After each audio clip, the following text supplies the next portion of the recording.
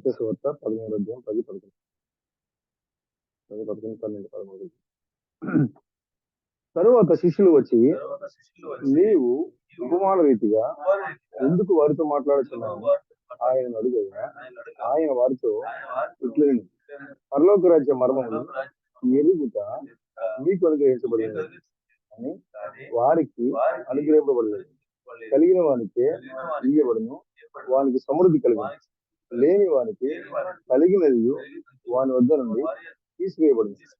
మరియు వారు చూచుండియు చూడరు, వినుచుండియు వినకయు గ్రహింపకయు ఉన్నారు. అందు నిమిత్తము నేను ఉపమాన రీతిగా వారికి బోధించున్నాను. ఆమె ఈ విధంగా దానియేలు 2వ అధ్యాయము, దానియేలు 2వ అధ్యాయము 28వ వచనం. దానియేలు రాజు సముఖంలో ఏలాగు ప్రత్యుత్తరం ఇచ్చింది. రాజు అడిగిన ఈ మర్మము జ్ఞానులైనను, గాలి విద్య గలవారైనను, శకున గాండ్రైనను, జ్యోతిష్యులైనను తెలియజెప్పగలరు. అయితే మర్మములను బయలుపరచుగల దేవుడకుడు పరలోకమందున్నాడు. అంత్య దినముల యందు కలగబోదురని ఆయన రాజుకు నెబుకద్నెజరునకు తెలియజేశాను. తాము పడక మీద పరుండగా తమది మనస్సుల్లో కలిగిన స్వప్న దర్శనములు ఏమనగా, రాజా, ప్రస్తుత కాలము గడిచిన పిమ్మట ఏమి జరుగును అని అనుకుని తాము పడక మీద పరుండి మనోచింత గలవారై ఉండగా మర్మములను బయలుపరచవాడు కలగబోద్దని తమరికి తెలియజేసాను. ఈ ఇతర మనుషులందరికంటే నాకు విశేష జ్ఞానం ఉండటం వలన ఈ మర్మము నాకు బయలుపరచబడలేదు. రాజులకు దాని భావమును తెలియజేయ నిమిత్తము తమరి మనస్సు యొక్క ఆలోచనలు తమ తెలుసుకునే నిమిత్తమును అది బయలుపరచబడి ఆమె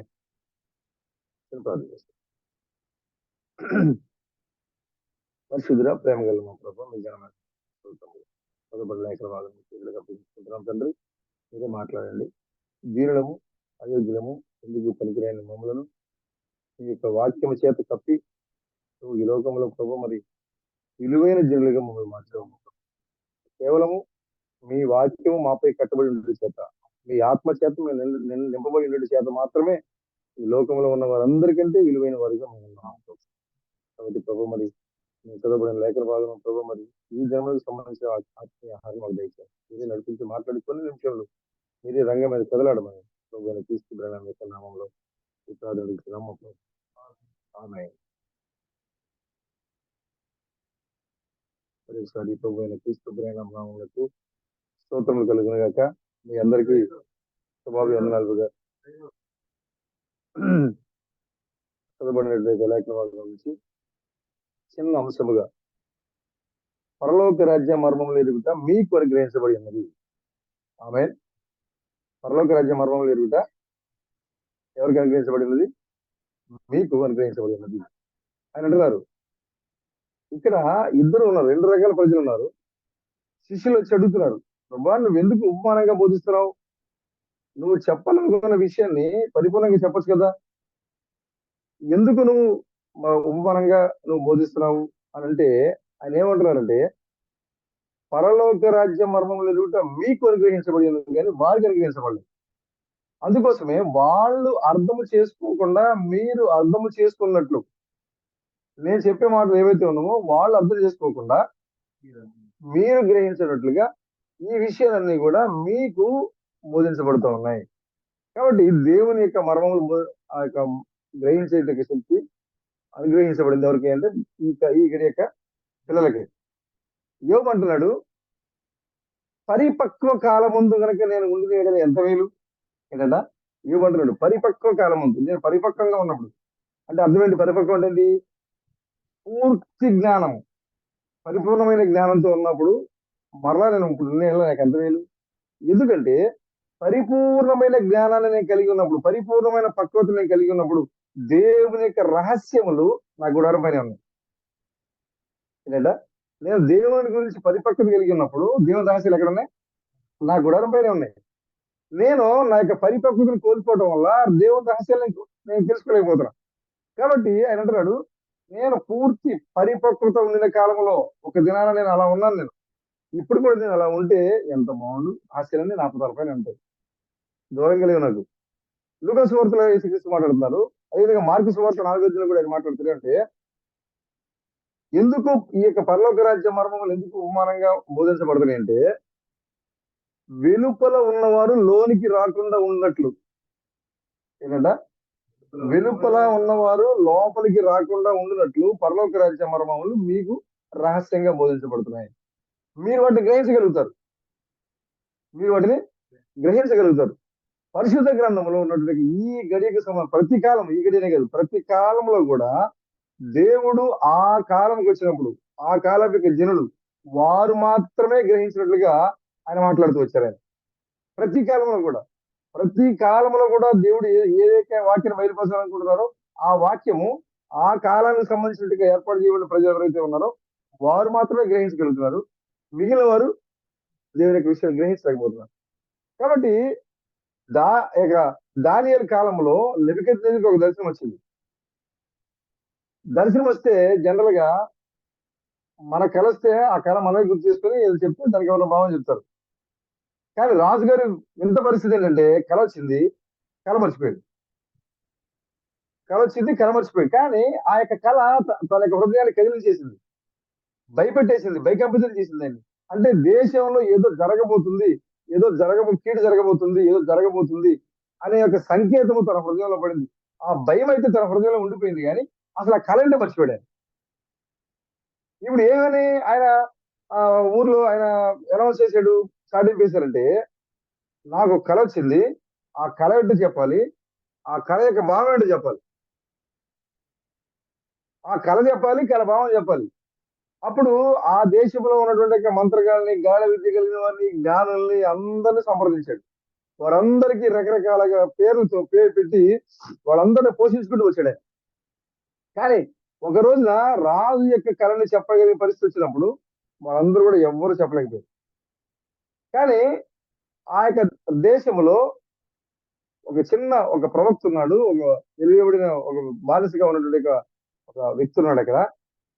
ఆయన దేవుని ఆత్మచేత నింపబడి ఉన్నవాడు అని చెప్పి ఎరిగి ఉండి రాజు చేత అక్కడ పిలువబడి రాజు యొక్క నెబుకద్నెజరుతో మాట్లాడుతూ ఆయన అంటున్నాడు, రాజా, మీకు వచ్చిన కళని బయలుపరచడానికి పరలోకమందు మర్మములు బయలుపరచగల దేవుడు ఒక ఆయన ఉన్నాడు.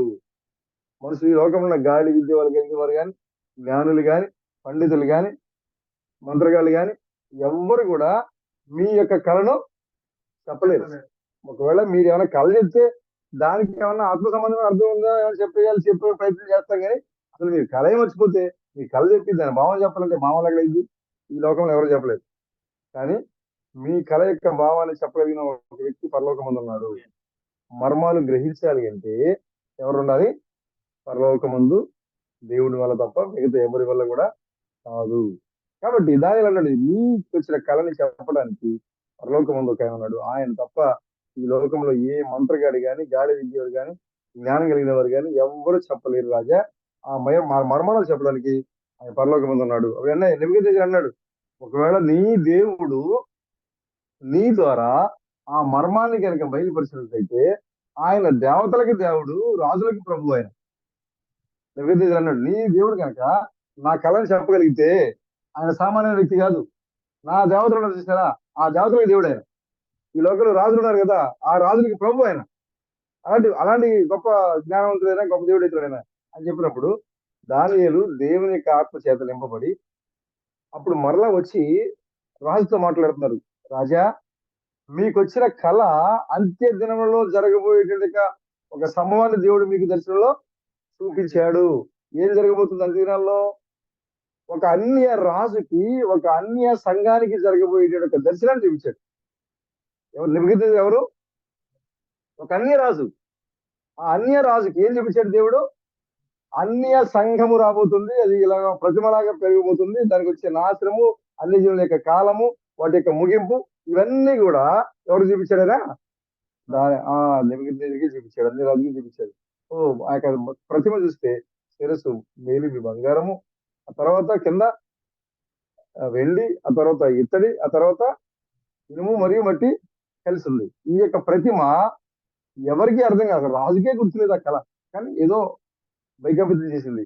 కానీ ఆ యొక్క మర్మము ఎవరి ద్వారా దాని మనం చదువుకున్నాం ఇక్కడ దానియేలు నాకు ఇక్కడున్న వారందరిలో విశేషమైన జ్ఞానం ఉందని నేను చెప్పట్లే. విశేషమైన జ్ఞానం ఉందని గ్రహించాను నేను మీకు చెప్పట్లే. నేను ఎలా గ్రహించగలిగాను ఇది? ఒకసారి కొరింథీ పత్రిక చూడండి. కొరింథీ పత్రిక, మొదటి కొరింథీ పత్రిక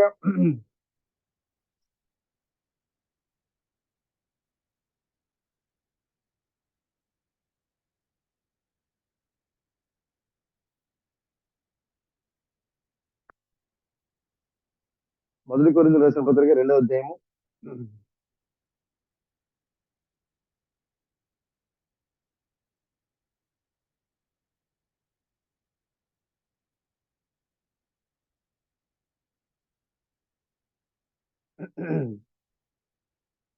2వ ఒకటి ఒకటి ఒకటి కన్నా చదువుతుంది. మొదటి కొరింథీయులకు రాసిన పత్రిక 2వ అధ్యాయం 1 నుంచి. సహోదరులారా, నేను మీ యొద్దకు వచ్చినప్పుడు వాక్చాతుర్యంతో గాని జ్ఞానాతిశయంతో గాని దేవుని మర్మమును మీకు ప్రకటించుచు వచ్చిన వాడను కాను. నేను దేవుని మర్మం మీకు బోధిస్తున్నా. నేను బోధించే దేవుని మర్మము నా జ్ఞానంతో గాని నా వాక్చాతుర్యంతో గాని మీకు నేను దాన్ని చెప్పలేదు. నేను యేసుక్రీస్తును అనగా సిలువ వేయబడిన యేసుక్రీస్తును తప్ప మరి దేనిని మీ మధ్య ఎరగకుందని నిశ్చయించుకుంటున్నాను. మీకు నాకు మధ్యలో ఎవరు ఉండాలి? యేసే ఉండాలి, ఇంకెవరు లేరిక. మరియు బలహీనతతోను భయముతోను ఎంతో వణుకుతోను మీ యొద్ద ఉంటుంది. ఎలా ఉన్నారంట? వాక్య విషయంలో, వాక్యాన్ని దేవుని యొక్క మర్మాన్ని చెప్పే విషయంలో పౌలులు ఎలా ఉన్నారంట? భయంతో ఉన్నాడంట సంఘం దగ్గర. ఎందుకంటే ఏ పడితే చెప్పడానికి కుదరదు. ప్రభు ఏం చెప్పారు దాన్నే చెప్పాలి. మీ యొద్ద ఉంటుంది. మీ విశ్వాసము మనుషుల జ్ఞానమును ఆధారము చేసుకునక దేవుని శక్తిని ఆధారము చేసుకుని ఉండవలనని నేను మాట్లాడినను, సువార్త ప్రకటించినను, జ్ఞానయుక్తమైన తీయని మాటలు వినియోగించగా పరిశుద్ధాత్మయు దేవుని శక్తియు కనబరుచు దృష్టాంతంలోనే వినియోగించుదని. తీయని మాటలు మీకు చెప్పట్లా. మీ విశ్వాసం ఎలా ఉండాలి? మీ సొంత జ్ఞానాన్ని ఆధారం చేసుకుని ఉండకూడదు. దేవుని శక్తిని ఆధారం చేసుకుని ఉండాలి మీ విశ్వాసం. మీ సొంత జ్ఞానం మీద ఆధారపడి ఉండకూడదు మీ విశ్వాసం. అలా దేవుని శక్తి మీద ఆధారపడి ఉండాలని నేను ఏం చేస్తానంటే తీయని మాటలు మీకు చెప్పట్లా. మీకు వినసొంపుగా ఉన్న బ్రదర్ మంచివాడు, ఇలా ఆయన ఇలాగా అలాగే ఆయన పొగడతలా. నేను ఇక్కడ వాక్యానుసారంగా లేకపోతే ఏం జరుగుతుంది అనేది మిమ్మల్ని కఠినంగా మాట్లాడుతున్నాను. ఎందుకని? దేవుని జ్ఞానము, దేవుని శక్తి వలన మీరు విశ్వాసులై ఉండాలి. మనిషి జ్ఞానంతో మీరు విశ్వాసులుగా ఉండకూడదు. ఒకవేళ తీయని మాటలు చెప్పారనుకోండి, మనుషుల జ్ఞానం, నీ జ్ఞానాన్ని నువ్వు ఆధారం చేసుకుంటావు. కానీ అలా ఉండకూడదు. నీ విశ్వాసం దేవుని శక్తి ద్వారా నీ విశ్వాసం ఆధారపడి ఉండాలి. నేను మాట్లాడినాను, సువార్త ప్రకటించినాను, జ్ఞానయుక్తమైన తీయని మాటలు వినియోగింపగా పరిశుద్ధాత్మయు దేవుని శక్తియు కనబరచు దృష్టాంతంలోనే వినియోగించిందని. దేవుడు నాకు ఏదైతే కనబరిచాడో, ఏ శక్తి ద్వారా నేను గ్రహిస్తానో ఆ విషయాలే మీకు బోధిస్తా ఉన్నాను నేను. అది ఈ లోక జ్ఞానం కాదు, నిరర్ధకులైపోతున్న ఈ లోక అధికారుల జ్ఞానము కాదు, గాని దేవుని జ్ఞానము మర్మమై ఉన్నట్టుగా బోధించున్నాం. హల్లెలూయా. ఏంటంట? దేవుని జ్ఞానము మర్మమై ఉన్నట్లుగా. ఏంటి దేవుని జ్ఞానం మర్మమైనట్లుగా?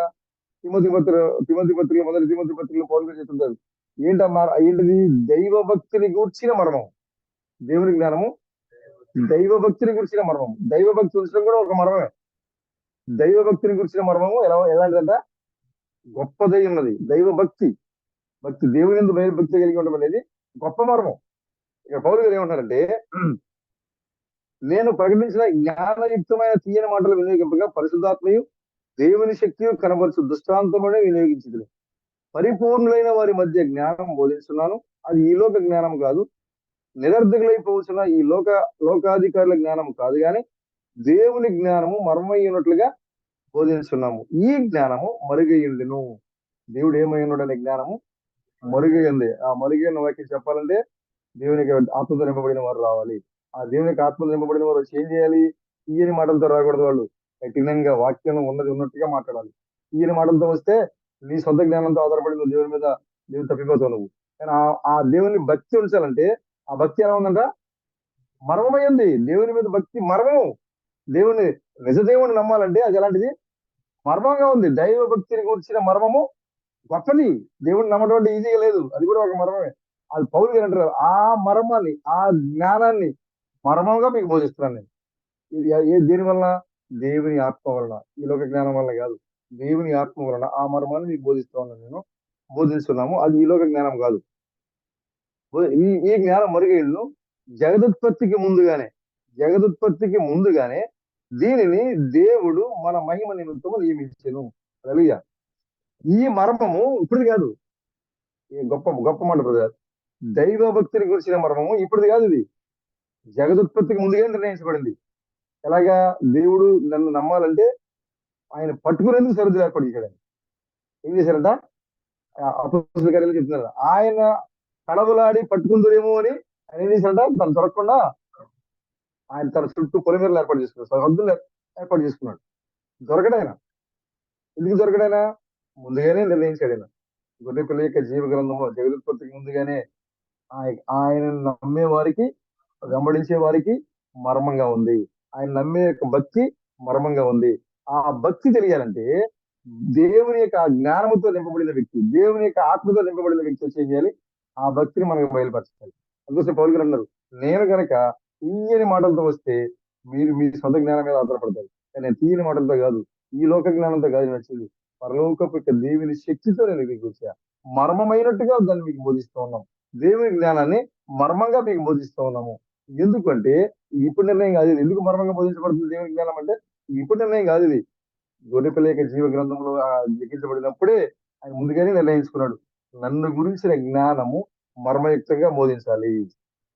దేవుడి గురించి తెలుసుకోవడం అంత ఈజీగా లేదు బ్రదర్. ఎవరు బోధించినా కూడా ఎలా ఉంటుంది? మర్మయుక్తంగానే ఉంటుంది. అందుకోసమే ఆయన తమిళనాడులో తమిళ్లో మాట్లాడుతున్నాడు. ఆయన అక్కడ ఇంగ్లీష్ లో మాట్లాడాడు, అక్కడ ఎల్సీఎంలో హిబ్రూలో మాట్లాడాడు. ఇక్కడ మర్మయుక్తంగా ఉంది, లోకానికి అర్థం కాల. ఆయన మర్మంగా మాట్లాడుతుంది. కారణం ఏంటంటే అది ఇప్పటికిప్పుడు అనుకున్న విషయం కాదు అది. ఇది దేవుడు ఇప్పుడు తీసుకున్న నిర్ణయం కాదు అది. ఆయన తను ఎవరైతే విడిచిపెట్టి వెళ్ళిపోయారో వారు తడవలాడి మరలా తను కనుక్కుంటారేమోనని మర్మంగా మాట్లాడుతున్నారు. అంతేకాకుండా ఆయన ఏమంటున్నారు?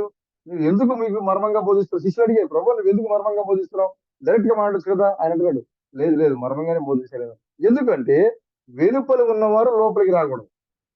చాలా మంది వెలుపల ఉన్నారు, సంఘం వెలుపల ఉన్నవారు ఉన్నారు. వాళ్ళు ఎరగకుండా ఉండాలంటే నేను మర్మంగా బోధించాలి. మరి ఆ మర్మమైన విషయాలు మాకే తెలుస్తాయి. మర్మములు బయలుపరచగలవాడు ముఖాయన ఉన్నాడు. చూడండి ఇప్పుడు చెప్తారు చూడండి ఇక్కడ.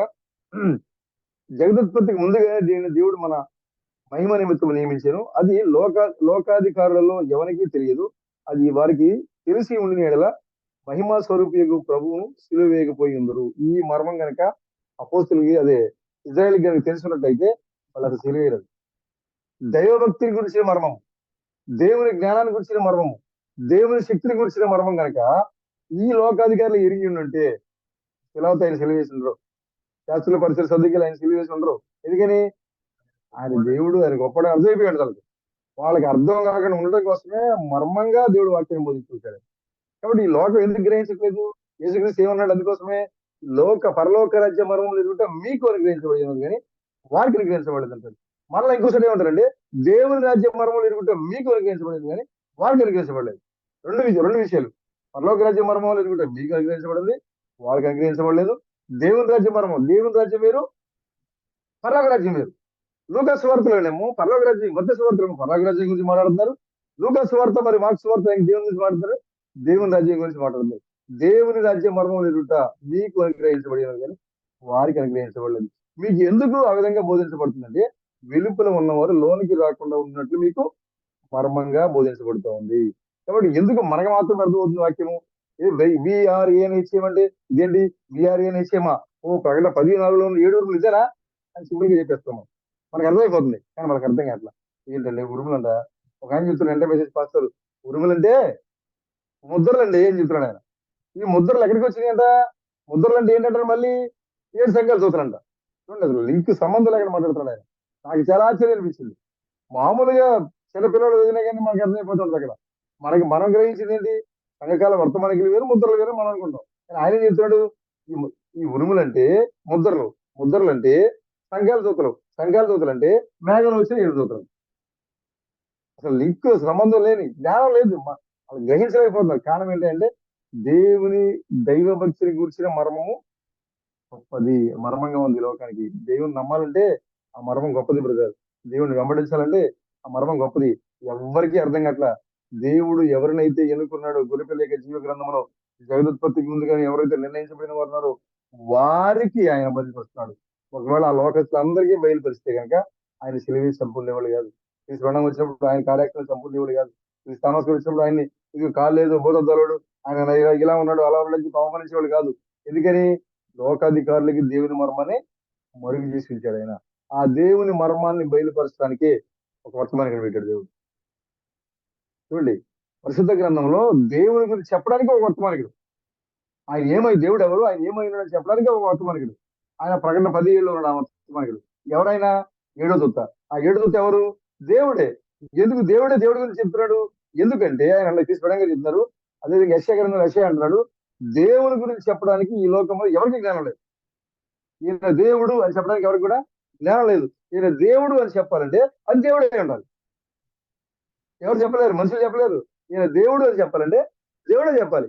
అందుకోసమే ఆ దైవత్వాన్ని చెప్పడానికి, ఆ దేవుని మర్మని చెప్పడానికి ప్రకటన 17లో ఉన్న ఆ వర్తమానికిని ఏడో దూతగా నియమించి, ఆ ఏడో దూత ఎవరు కాదు కానీ ఆయనే ఏడో దూతగా దిగి వచ్చి తన గురించి మాట్లాడతాడు ఆయన ఆ మర్మాన్ని. అందుకోసమే ఆ మొదటి తిమోతి పత్రిక 3:16 చెప్పిన విధంగా దైవ భక్తిని గూర్చిన మర్మము, దేవుని గూర్చిన మర్మము, దేవుని భక్తిని, దేవుని ఆరాధించేది కూడా మర్మమే.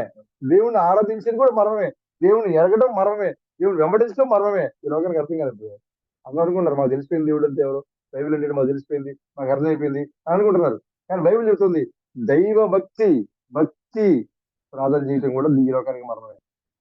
వాళ్ళకి అర్థం కాల, లోకాధికారులకు అసలు అర్థం కాల. కాబట్టి లోకాధికారులకు తెలుసుంటే కనుక మహిమా స్వరూప ప్రభువుని సిలువేసి చంపేవాళ్ళు కదా. ఓ మా ప్రభు నువ్వేనా అని నమ్మేసేవాళ్ళు. కానీ వాళ్ళకి మరుగైపోయింది కాబట్టి వాళ్ళు తీసుకెళ్లి సిలువేశారు. వాళ్ళకి అర్థం కాల. ఆ తర్వాత చూడండి ఏమన్నారు, దేవుడు తన్ను ప్రేమించిన వారి కొరకు. చూసారా ఎవరి కోసండా?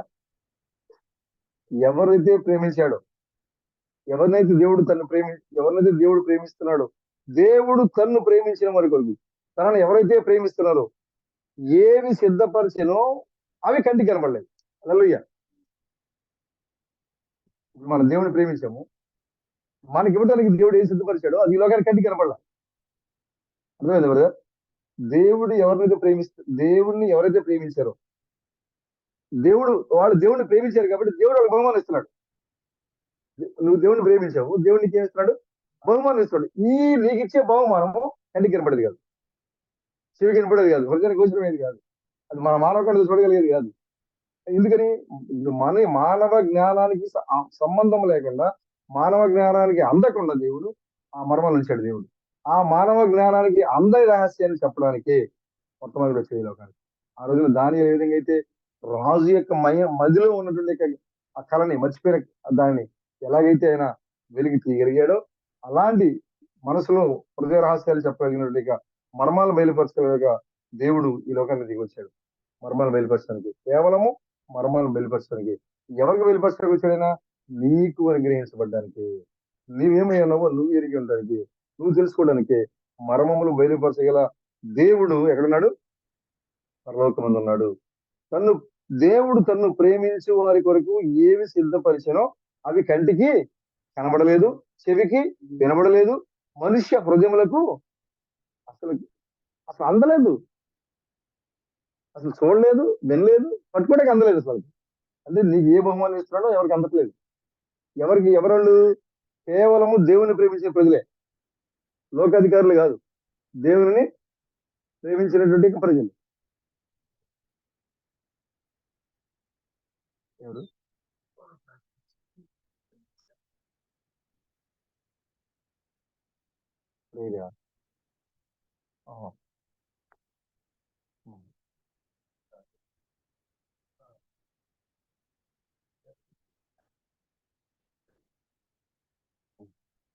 చెవి కనబడలేదు, మనిషి హృదయంలో గోచరం కాలేదు, పదవచనం అని వ్రాయబడి ఉంది. మనకైతే దేవుడు వాటిని తన ఆత్మ వల్ల బయలుపరుస్తున్నారు. స్వర్గస్థులు గ్రహించలేకపోతున్నారు. కానీ మనం ఎలా గ్రహించగలుగుతున్నాము? దేవుని ఆత్మ వల్ల మనం గ్రహించగలుగుతాం. దేవుని ఆత్మ వల్ల బయలుపరుస్తుంది. ఆ ఆత్మ అన్నిటినీ ఏంటి దేవుని మర్మములను కూడా పరిశోధిస్తున్నాడు. ఏదైతే మర్మయుక్తంగా ఉందో, ఏదైతే రహస్యంగా ఉంచాడు దేవుడు, ఆత్మ మనకి ఇచ్చాడు దేవుడు. మనలో ఉన్న ఆత్మ రహస్యాలన్నిటినీ కూడా వెలికి తీస్తూ ఉంది. మా దేవుడు ఏదైతే కంటికి కనపడకుండా, హృదయానికి గోచరం కాకుండా, మనకి అందకుండా మనకు దాచిపెట్టిన రహస్యం ఏదైతే ఉందో, మనలో ఉన్న ఆత్మ దాన్ని పట్టుకుంటూ ఉందండి. మన పరిశోధించున్నాడు ఒక మనిషిని సంగతులు అతనిలో ఉన్న మనిషి ఆత్మకే గాని మనుషులలో మరి ఎవరికి తెలియను. అలాగే దేవుని సంగతులు దేవుని ఆత్మకే గాని మరి ఎవరికి తెలియవు. ఆమె ఒక మనిషిలో ఉన్న ఆలోచనలే ఇలాంటి ఎవరై ఉండాలి, మనిషి ఉండాలి. మనం ఆడుకోవాలన్నా, మన ఆలోచన పంచుకోవాలన్నా మనిషి అయితే పంచుకోగలుగుతాం. అలాగే దేవుని యొక్క తలంపులో ఉన్న విషయాలు పంచుకోవాలంటే ఎవరై ఉండాలంట, దేవుడే ఉండాలి. మామూలుగా అయితే మామూలు విషయాలు తెలుసుకోలేరు మనుషులు, గ్రహించలేరు. మనము దేవుని యొక్క మర్మాన్ని మనం గ్రహించగలుగుతున్నాం అంటే మనం ఏమై ఉండాలి, దేవుడిమై ఉండాలి. మనం దేవుడిమై ఉంటేనే దేవుని తెలుసుకోగలుగుతాం. గొప్ప విషయాల్ని పౌలు దగ్గర మాట్లాడారు ఇక్కడ. దేవుని సంగతులు దేవుని ఆత్మకే కానీ మరి ఎవరికి తెలియవు. దేవుని వల్ల మనకు దయచేయబడిన వాటిని తెలుసుకుంటకై మనము లౌకిక ఆత్మను కాక దేవుని ఎదురు నుండి వచ్చి ఆత్మను పొంది ఉన్నాము. ఆమె మనుష్య జ్ఞానము నేర్పు మాటలతో గాక ఆత్మ సంబంధమైన సంగతులతో సరిచూచు ఆత్మ నేర్పు మాటలతో వీటిని గురించి మేము బోధిస్తున్నాము. ప్రకృతి సంబంధి అయిన మనుషుడు దేవుని ఆత్మ విషయమును అంగీకరింపడు. అవి అతనికి వెరితనముగా ఉన్నవి. అవి ఆత్మానుభవం చేతనే వివేచింపదగును కనుక అతడు వాటిని గ్రహింపజాలడు. చూసారా, ప్రకృతి సంబంధమైన ఆత్మ కలిగిన వాడు పరలోక సంబంధమైన విషయాన్ని గ్రహించలేడు. గ్రహించడం కష్టం. దాని వల్ల కాదు. అవి వాళ్ళకి ఎలా ఉంటాయంట, విరితరంగా ఉంటాయంట. ప్రకృతి సంబంధమైన మనిషికి పరలోక సంబంధమైన వాక్యం బోధిస్తూ ఉంటే వెరితరంగా ఉండదంట. ఎందుకని, అతని మనిషి ఆత్మలో ఉంది. బోధించే వాక్యము దేవుని వాక్యం. దేవుని వాక్యం మనుషులకు ఎలా వెళ్తుంది, వెళ్ళలేదు. కాబట్టి దేవుని వాక్యం రావాలంటే దేవుడే రావాలి. కాబట్టి ఇప్పుడు ఈ చివరికాల సమయంలో దేవుని యొక్క వాక్యాన్ని స్వీకరించడానికి దేవుడు దిగి వచ్చారు. ఇప్పుడు దేవుని యొక్క ఆత్మ కలిగిన మనము దేవుడి తలంపులు ఏముందో చెప్పగలుగుతున్నాం. మనకి దేవుని యొక్క మర్మం ఇది, దైవభక్తి అంటే ఇది, దేవుడు అంటే ఇది, దేవుని ఆత్మ అంటే ఇది, దేవుని శక్తి అంటే ఇది, దేవుని ప్రభావం అంటే ఇది అని దేవుని యొక్క ఆత్మతో నింపబడిన మనము, దేవుడిగా మార్చబడిన మనము, వాక్యాలుగా మార్చబడిన మనము ఎలా చెప్తున్నామంట, దేవుని యొక్క తలంపుల గురించి మనం మాట్లాడుతున్నాం. చూడు, ఆయన మర్మములను బయలుపరచగలవాడు. అంతేకాదు, ఆయన వెలుగు యొక్క నివాసము ఆయన దగ్గర ఉందంట. వెలుగు యొక్క నివాసమే ఆయన దగ్గర ఉందండి. మనం ఏమైనాం, ఈ లోకానికి వెలుగు అయినాము. మన నివాసం ఎక్కడ ఉంది, ఆయన దగ్గరే ఉంది. ఎందుకంటే మనము పరిపూర్ణంగా ఆయనే ఉన్నాము. పరిపూర్ణంగా ఆయన నుంచి మనం తీయబడ్డాము. అది 15 వచ్చిన చూడ, ఆత్మ సంబంధి అయిన వాడు అన్నిటినీ వివేచించడు, కానీ అతడు ఎవరిని చేతనైనా వివేచింపబడు. ప్రభు మనస్సును ఎరిగి ఆయనకు బోధింపగలవాడు ఎవడు? మనమైతే క్రీస్తు మనసు కలిగిన వారము. చూసారా, ప్రభు మనసు ఎరిగి బోధించగల ఎవరు ఉన్నారా? లేరు. కానీ మరి మనం ఎలా తెలుసుకోగలుగుతున్నాం? క్రీస్తు మనసు మనకు వచ్చింది, క్రీస్తు తత్వం మనకు వచ్చింది, క్రీస్తు యొక్క లక్షణం మనకు వచ్చింది. కాబట్టి క్రీస్తు మనసు మనం కలిగిన వారము. సహోదరులారా, ఆత్మ సంబంధులైన మనుషులతో మాట్లాడినట్టు మీతో మాట్లాడలేకపోతే శరీర సంబంధమైన మనుషులే అని, క్రీస్తునందు పసిబిడ్డలే అని మీతో మాట్లాడవలసి వచ్చాను. నేను మీ దగ్గరికి వచ్చా, ఆత్మ సంబంధంగా మాట్లాడలేకపోతున్నాను. కారణం ఏంటంటే మీ ఆత్మ సంబంధం విషయాలు మీరు తీసుకోలేకపోతున్నారు. కాబట్టి బిడ్డల వలే మీతో మాట్లాడతారు. పొదుగురందరూ అక్కడ కొరింథీలో ఉన్న వాళ్ళతో బిడ్డల్లా మాట్లాడతారు. ఎందుకంటే మీరు పరిపక్వం చెందినట్టు ప్రజలుగా మీరు లేరు. పరిపక్వం చెందిన ప్రజలుగా ఉంటే రహస్యాలు నీ దగ్గరే ఉంటాయి. ఏమంటున్నాడు, నేను పరిపక్వం చెందిన కారణం ఉన్నట్లు ఇప్పుడు ఉంటే రహస్యాలన్నీ నా దగ్గరే ఉంటాయి. ఎక్కడ దూరంగా ఉండవు.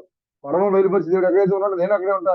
వెలిగి యొక్క నివాస స్థలం ఎక్కడ ఉందో నేను అక్కడే ఉంటా. కాబట్టి మర్మాలన్నీ కూడా ఎవరికి బయలుపరచబడుతున్నాయి? దేవుని ఆత్మ కలిగిన వారు, దేవుని మనస్సు కలిగిన వారు ఎవరైతే ఉన్నారో వారు దేవునికి సంగతుల్ని తెలుసుకోగలుగుతారు. కానీ మీరు తెలుసుకోలేకపోతున్నారు. కాబట్టి క్రీస్తునందు పసిబిడ్డలతో పోలుస్తున్నాను నేను మిమ్మల్ని. కొరింథీ సంఘాన్ని పౌలు చెప్తున్నారు, పసిబిడ్డలతో మాట్లాడినట్టుగా మీతో మాట్లాడుతున్నాను నేను.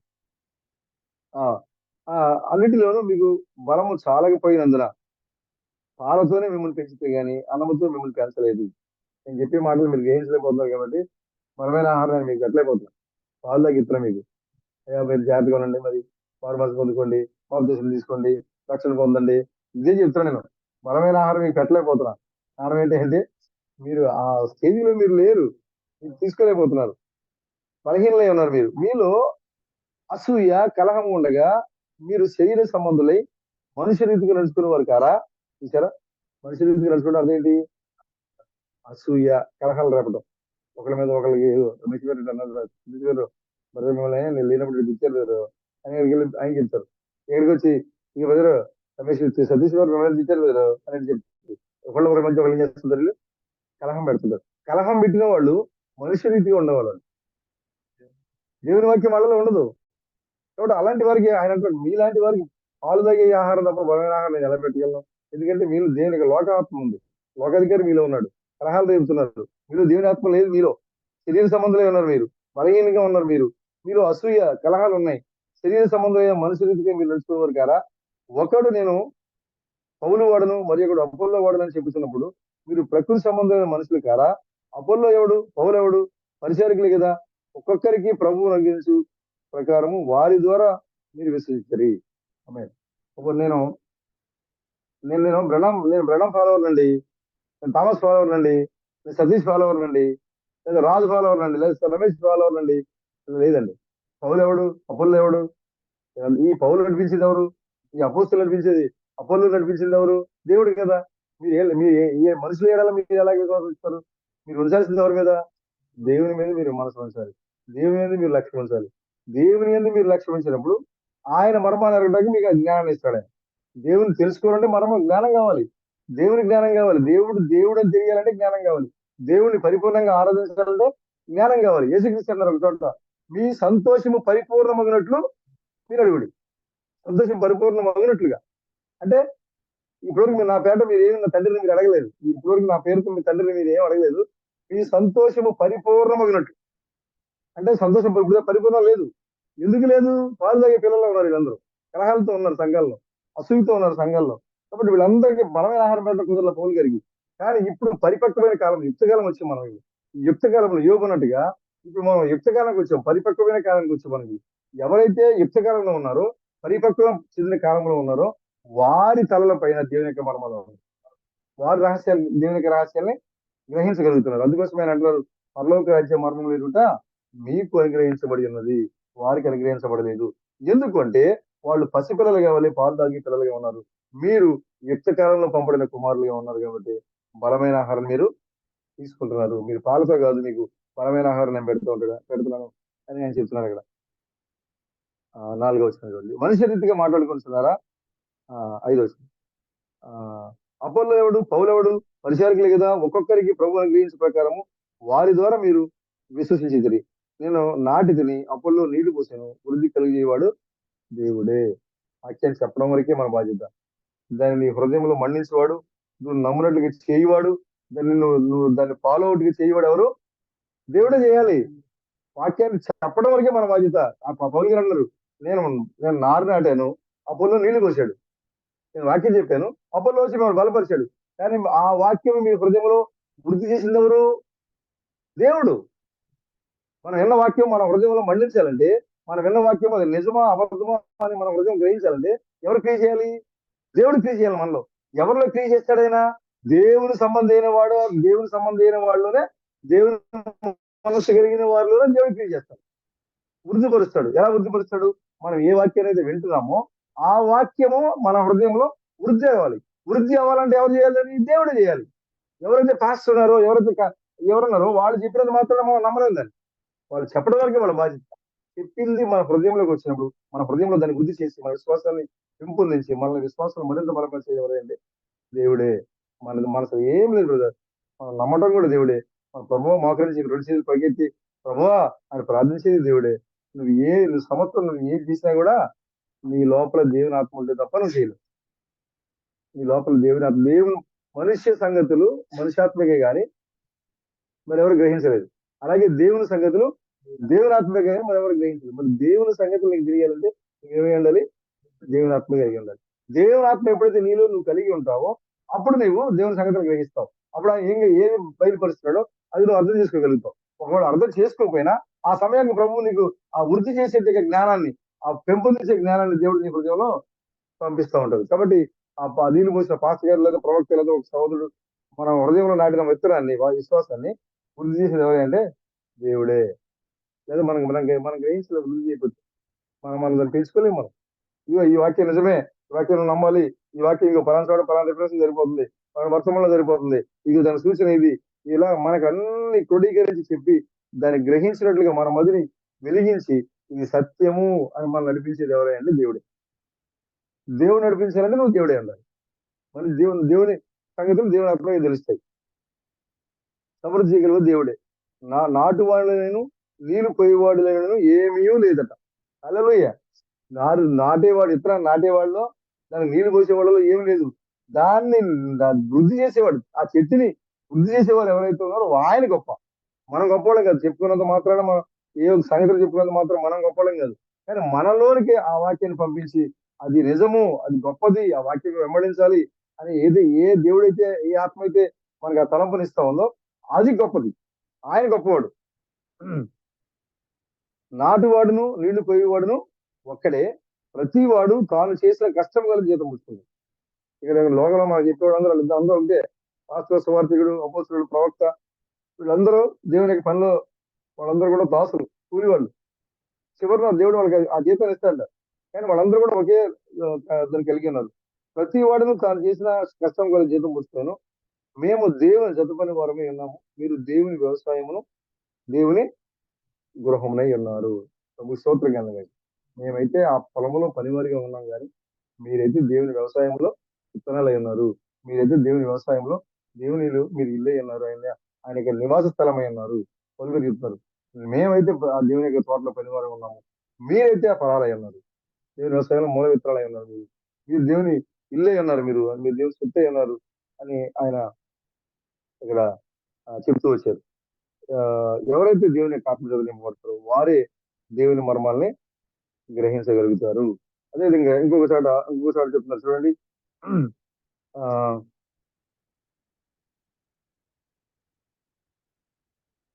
దానియేలు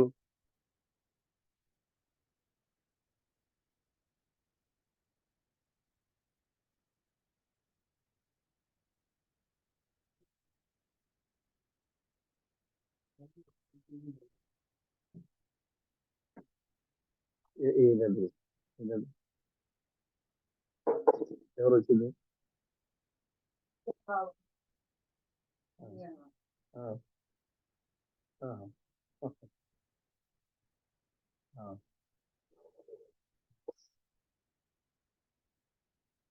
దానియేలు గ్రంథము 2వ అధ్యాయంలో కొన్ని కొంచెం చదువుతుంది మనకు వస్తాయి కూడా.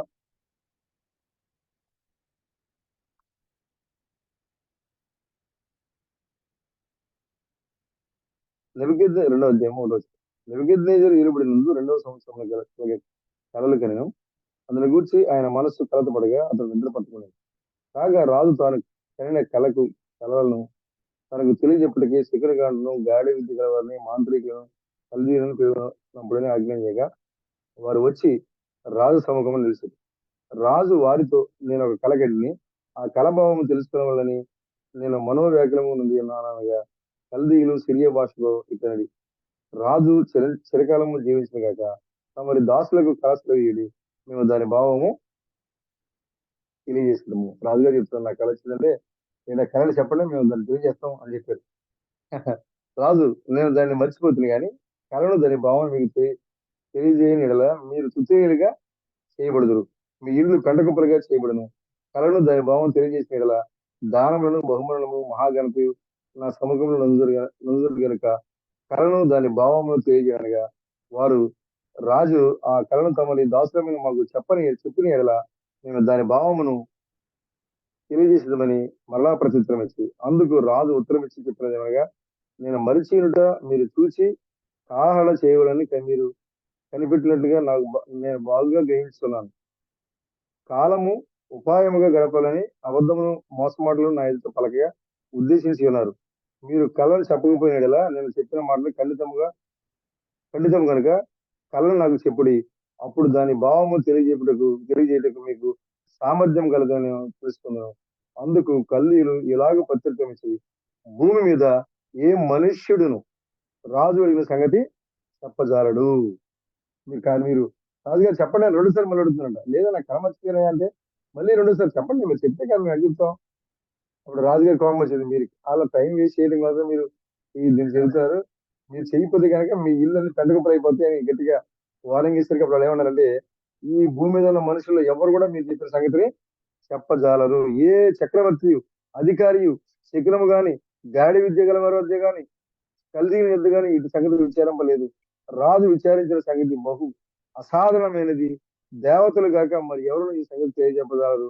దేవతల నివాసములు శరీరుల మధ్య ఉండవు కదా. కదా? దేవత ఈ విషయాలు చెప్పగలుగుతారు, భూమి మీద ఉన్న మనుషులు ఎవరు చెప్పలేదు. భూమి మీద ఉన్న మనుషులు ఎవరు కూడా మీకు వచ్చిన కలభావాన్ని కలనే చెప్పలేదు. కలభావం చెప్పాలంటే ఎవరు చెప్పగలరు? దేవతలు చెప్పగలరు. మరి దేవతలు భూమి మీద ఉంటారా? భూమి మీద ఉండరు. కాబట్టి మీకు చెప్పడం అనేది అసాధ్యం అని చెప్తున్నారు వాళ్ళు ఆ రాజు గారు. దేవత యొక్క ఈ భూమి మీద ఎవరు ఉండరు కదా అని చెప్పి అన్నారు. ఉండవు. దేవతల నివాసములు శరీరుల మధ్య ఉండవు కదా. అందుకు రాజు కోపం తెచ్చుకొని అత్యాగ్రహం గలవాడై బబులోని జ్ఞానులందరూ సంహరింపబడి ఆజ్ఞ ఇచ్చాను. వాళ్ళు తప్పించుకోవడానికి చూసి ఈ చెప్పాలంటే దేవదూతలు చెప్పాలి, వాళ్ళు భూమి మీద లేరు, మరి ఎవరి వల్ల కాదు అని తెప్పించుకునేసరికి రాజుగారి కోపం వచ్చింది. ఇన్ని రోజుల పాటు నేను మిమ్మల్ని పెంచి పోషించి మీకు దాన ధర్మాలు ఇచ్చి మీకు అన్ని రకాలుగా ఇస్తే నా కలభావాన్ని మీరు చెప్పరా, వెంటనే మీరు అందరూ చంపేయండి అని చెప్పారు. వాళ్ళు ఏమంటున్నారు? దేవదూతలు మాత్రమే ఈ మర్మాన్ని చెప్పగలవు. దేవదూతలు శరీరం జరిగి భూమి మీద ఉంటాయా? ఉండవు అనుకుంటున్నారు వాళ్ళు. కానీ దేవదూత శరీరధారిగా భూమి మీదే ఉంది. ఏ రూపంలో ఉంది? దానియేలు రూపంలో దేవుడే భూమి మీద ఉన్నాడు. మర్మాలు చెప్పగలిగిన దేవుడు దానియేలు రూపంలో భూమి మీదే ఉన్నాడు. కానీ వాళ్ళే ఉంటారంటే దేవుడు అంటే పైనే ఉంటారు. దేవుడు మన భూమి మీద ఎలా చూడగలుగుతాం మనం? మన వల్ల వద్దా? కాబట్టి మీరు మర్మాలు చెప్పలేరు అని వాళ్ళు అంటున్నారు. కానీ దేవుడు ఎక్కడున్నాడు? దానియేలు రూపంలో మర్మాలు చెప్పగలిగిన దేవుడు దానియేలు రూపంలో, దేవదూతల రూపంలో దేవుడు భూమి మీదే ఉన్నాడు ఆయన. ఆ చూడు కిందకి వెళ్తారు చూడండి, చాలా అద్భుతమైన విషయాలు ఉంటాయి. మన బ్రదర్ నిద్రపోతున్నారు, మనం ముగిస్తాను. ఆ ఉండవు కదా. అందుకు రాజు కోపం తీసుకుని సంహరింపాలని ఆజ్ఞయించను. ఇటు శాస్త్రంలో బయలుదేరడం వలన జ్ఞానులు చంపబడవలసి ఉండగా వారు దానియేలును అతని స్నేహితులను సంప్రదించారు. అప్పుడు దానియేలు బబులోనులోని జ్ఞానం చంపుడికై బయలుదేరిన రాజ దేహ సంరక్షణ అధిపతి ఆర్యోకు వద్దకు పోయి జ్ఞానయుక్తముగా మనవి చేశాను. రాజు వద్ద నుండి ఈ ఆజ్ఞ ఇంత త్వరగా వచ్చేకు ఏమని దానియేలు రాజు యొక్క అధిపతి అయిన ఆర్యోకును అడగగా ఆర్యోకు ఆ సంగతి దానియేలు తెలియజేయను. అప్పుడు దానియేలు రాజు సన్నిధికి పోయి స్వప్నభావములు తెలియజెప్పటికి తనకు సమయం దయచేయమని రాజును బతిమాలను. అప్పుడు దానియేలు తన ఇంటికి పోయి తన స్నేహితులైన హనన్యాకును మిషాయిలను అజర్యాకును సంగతి తెలియజేసినాడు. తాను తన స్నేహితులను బబులోనులో తక్కిన జ్ఞానులతో కూడా నశించకుండా ఉన్నట్లు కల యొక్క మర్మ విషయంలో పరలోకముందున్న దేవుని వల్ల కటాక్షం పొందినంతమే ఆయనను వేడుకోడని వారిని హెచ్చరించాను. అంతటా రాత్రి ఎందు దర్శనం చేత ఆ మర్మము దానియేలుకు బయలుపరచబడిన కనుక దానియేలు పరలోకముందున్న దేవుని స్థుతించాను. ఎట్లనగా దేవుడు జ్ఞాన బలము గలవాడు, యుగములన్నిటిను దేవుడు నామం స్థుతులందును గాక. ఆయన కాలములను సమయములను మార్చువాడై ఉండి రాజులను త్రోసివేయచ్చు నియమించు ఉన్నవాడును, వివేకులకు వివేకమును జ్ఞానులకు జ్ఞానం అందించేవాడనే ఉన్నాడు. ఆయన మరుగు మాటలను మర్మములను బయలుపరచును, అంధకారంలోని సంగతులను ఆయనకు తెలియను. విలువ యొక్క నివాస స్థలము ఆయన యొద్ద ఉన్నది. మా పితరుల దేవ, నీవు వివేకమును బలమును అనుగ్రహించి ఉన్నావు. మేము అడిగిన ఈ సంగతి ఇప్పుడు మాకు తెలియజేసి ఉన్నావు కనుక నిన్ను తుదించి కనపరుస్తున్నాను. ఎలానగా రాజు యొక్క సంగతి నీవే మాకు తెలియజేసుకొని దానియేలు మరలా చెప్పాను. ఆమె మనం అనుకుంటున్నాం మనం అనుకుంటున్నాం 11 అయిపోతుంది. మనం అనుకుంటున్నాం మనకి మోడీ ప్రెసిడెంట్ అయ్యాడు, అక్కడ ట్రంప్ ప్రెసిడెంట్ అయ్యాడు, జో బైడెన్ ప్రెసిడెంట్ అయ్యాడు, ఇక్కడ సర్పంచ్ వార్డు మెంబర్ కూడా, చివరికి వార్డు మెంబర్ కూడా అధికారం రావాలంటే దేవుని కృప ఉండాలి. దేవుని అధికారం లేకుండా, దేవుని కృప లేకుండా ఎవరికి అధికారం రాదు. ఈ భూమి మీదకి ఎవరికి అధికారం ఇవ్వాలన్నా కూడా దేవునికి చిత్తమే ఉండాలి. ఎవరికి అధికారం ఇవ్వాలి, ఎవరిని అధికారం ఉండకూడదు, ఎవరిని దింపాలి, ఎవరిని కూర్చోబెట్టాలి, ఇవన్నీ ఎవరి వశంలో ఉన్నాయి? దేవుని వశంలో ఉన్నాయి. అది ఎవరైనా సరే అధికారం పొంది ఎవరైనా సరే దేవుని చిత్తం లేకుండా జరగదు.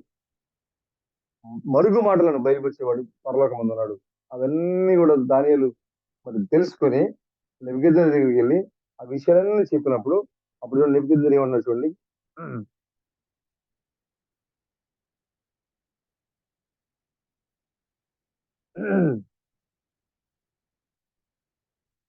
ఆ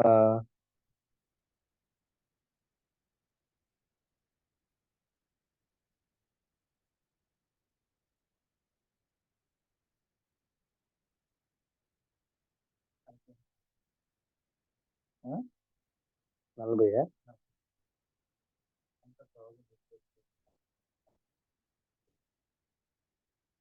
అది కాకుండా అదే అదే 47 నేను నేను చదువుతాను. 47 ఉంటుంది. అంతటా రాజుగా నెబుకద్నెజరు దానియేలుకు సాష్టాంగ నమస్కారం చేసి అప్పుడు దానియేలు వచ్చేసి ఆ కలభావం చెప్పేశారు. ఆ రాజు మర్చిపోయిన కళని గుర్తు చేసి నీకు వచ్చిన కళ ఇది, దాని యొక్క కలభావం ఇది అని వివరించిన తర్వాత ఎప్పుడైతే ఒక దేవుడు ఒక రాజ్యాన్ని స్థాపిస్తున్నాడో అది దానికి అన్నిటికీ నాశనం రాదు. ఆ రాజ్యము ఆ పొందిన వారికి కాక మరెవరికి కూడా అది చెందదు. ఆ నామం దేవుని యొక్క నామం పొందిన వారికి తప్ప అది మరి ఎవరికి తెలియదు. అలాగే ఈ రాజ్యం కూడా ఎవరైతే పొందుకుంటారో వారికి తప్ప ఎవరికి తెలియదు. అది చేతి సహాయం లేకుండా తీయబడి రాయొచ్చు దాన్ని మొత్తం తుత్తులుగా చేస్తుంది. అది తొలిచిపోయి రాజ్యంగా పెరిగిపోద్ది. అది ముందు చెప్పిన రాజ్యంలో పగలగొట్టి యుగ యుగం వరకు నిలిచిన చేతి సహాయం లేకుండా పర్వతం తీయబడిన ఆ రాయి ఇనుమును మట్టిని ఇతరుల బంగారం పగలగొట్టి తమ సరే ఎందువలన మహాదేవుడు ముందు జరగబో సంగతులు రాజు తెలియజేస్తున్నాడు. కళ నిశ్చయము దాని భావం నమ్మదగినది అని దానియేలు రాజుతో చెప్పారు. అంతటా రాజు నెబుకద్నెజరు దానియేలుకు సాష్టాంగ నమస్కారం చేసి అతన్ని పూజించి నైవేద్య ధూపమును అతనికి సమర్పింప ఆజ్ఞాపించను. మరియు రాజు అన్నాడు, ఇప్పుడు చూడండి రాజు అన్నాడు, ఈ మర్మమును బయలుపరచకు నీవు సమర్థుడవైతే నీ దేవుడు దేవతలకు దేవుడును రాజులకు రా ప్రభువును మర్మమును బయలుపరచేవాడనే ఉన్నాడని దానియేలుకు ప్రత్యుత్తరం ఇచ్చెను. అప్పుడు రాజు దానియేలును బహుగా హెచ్చించి అనేక గొప్ప దానములు ఇచ్చి అతని బబులోను సంవత్సరాల ఉన్నట్లు అధిపతిగాను బబులోను జ్ఞానులందరిలో ప్రధానిగాను నియమించెను. అంతటా దానియేలు రాజు నుండి మనవి చేస్తుండగా రాజు శద్రకు మేషకు అబద్ధంగా వారు వాటిని బబులోను సంవత్సరంలో విచారణకర్తగా నియమించడం. అయితే దానియేలు రాజు సన్నిధిని ఉండెను. శద్రకు మేషకు అబద్ధంగా అయితే వాళ్ళు కూడా అలాగే ఉద్యోగం ఇప్పించాడు సంవత్సరాలు. ఈయనైతే రాజ్య సంవత్సరంలో ఉన్నాడు. ఈయన రాజు సన్నిధిలో ఉన్నాడు. ఈయన రాజు దగ్గరే ఉన్నాడు. ఈయన దానియేలు ఎలాగైనా ఎదుగున్నాడంటే ఇప్పుడు ఈయన ఎలా మర్మాలు బయలుపరిచిన ఈ దానియేల్ని నెమ్మది ఎలా చూస్తున్నాడు, దేవుడిగా ఆరాధిస్తున్నాడు. ఆయన రాజు దగ్గరే కూర్చున్నాడు ఈయన. ఎందుకంటే ఈయన ఎవరి జ్ఞానంతో ఈయన బోధిస్తున్నాడు అని చూడండి. 30 చూడండి ఏమన్నారు, ఇతర మనుషులందరికంటే నాకు విశేష జ్ఞానం ఉండటం వలన ఈ మర్మం నాకు బయలుపరచబడలేదు. నేనేమి విశేషంగా జ్ఞానం కలిగిన వాడిని కాదు, నేను బయలుపరచబడలేదు. రాజునకు దాని భావం తెలియజే నిమిత్తం మనం ఏదైనా బైబిల్లో గొప్ప విషయాలని లేదా బైబిల్లో మర్మమైన విషయాల్ని మనం గ్రహించి సంఘంలో మనం మాట్లాడుతున్నప్పుడు ఇతరులందరికంటే విశేషమైన జ్ఞానం మనకి లేదు అక్కడ. కానీ ఎందుకు మనం మాట్లాడుతున్న విషయాన్ని దేవుని ఎడల దేవుడు భయభక్తులు కలగాలి. దేవుడు ఇలాంటి గొప్పవాడు, ఇగో దేవుడి కార్యం చేయబోతున్నాడని దేవుని నా మహిమార్థమై దేవుడు గణపరచబడడం కోసం నీ ద్వారా ఆ విషయం దేవుడు బయలుపరుస్తున్నాడు. నీ ద్వారా దేవుడు ఆ విషయాన్ని బయలుపరుస్తున్నాడు. కానీ నీకేమీ విశేషమైన జ్ఞానం లేదు అక్కడ. నువ్వేం గొప్పవాడు కాదు అక్కడ.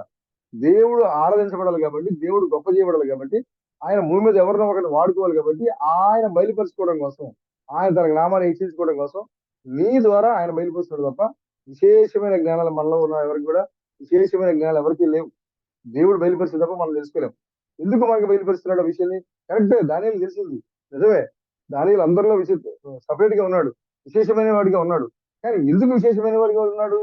రాజుకి కలభావం చెప్పాలి కాబట్టి. రాజుకి కలభావం చెప్పాలంటే ఎవరు చెప్పాలి? దేవుడే చెప్పాలి. దేవుడు ఎలా ఉండాలి?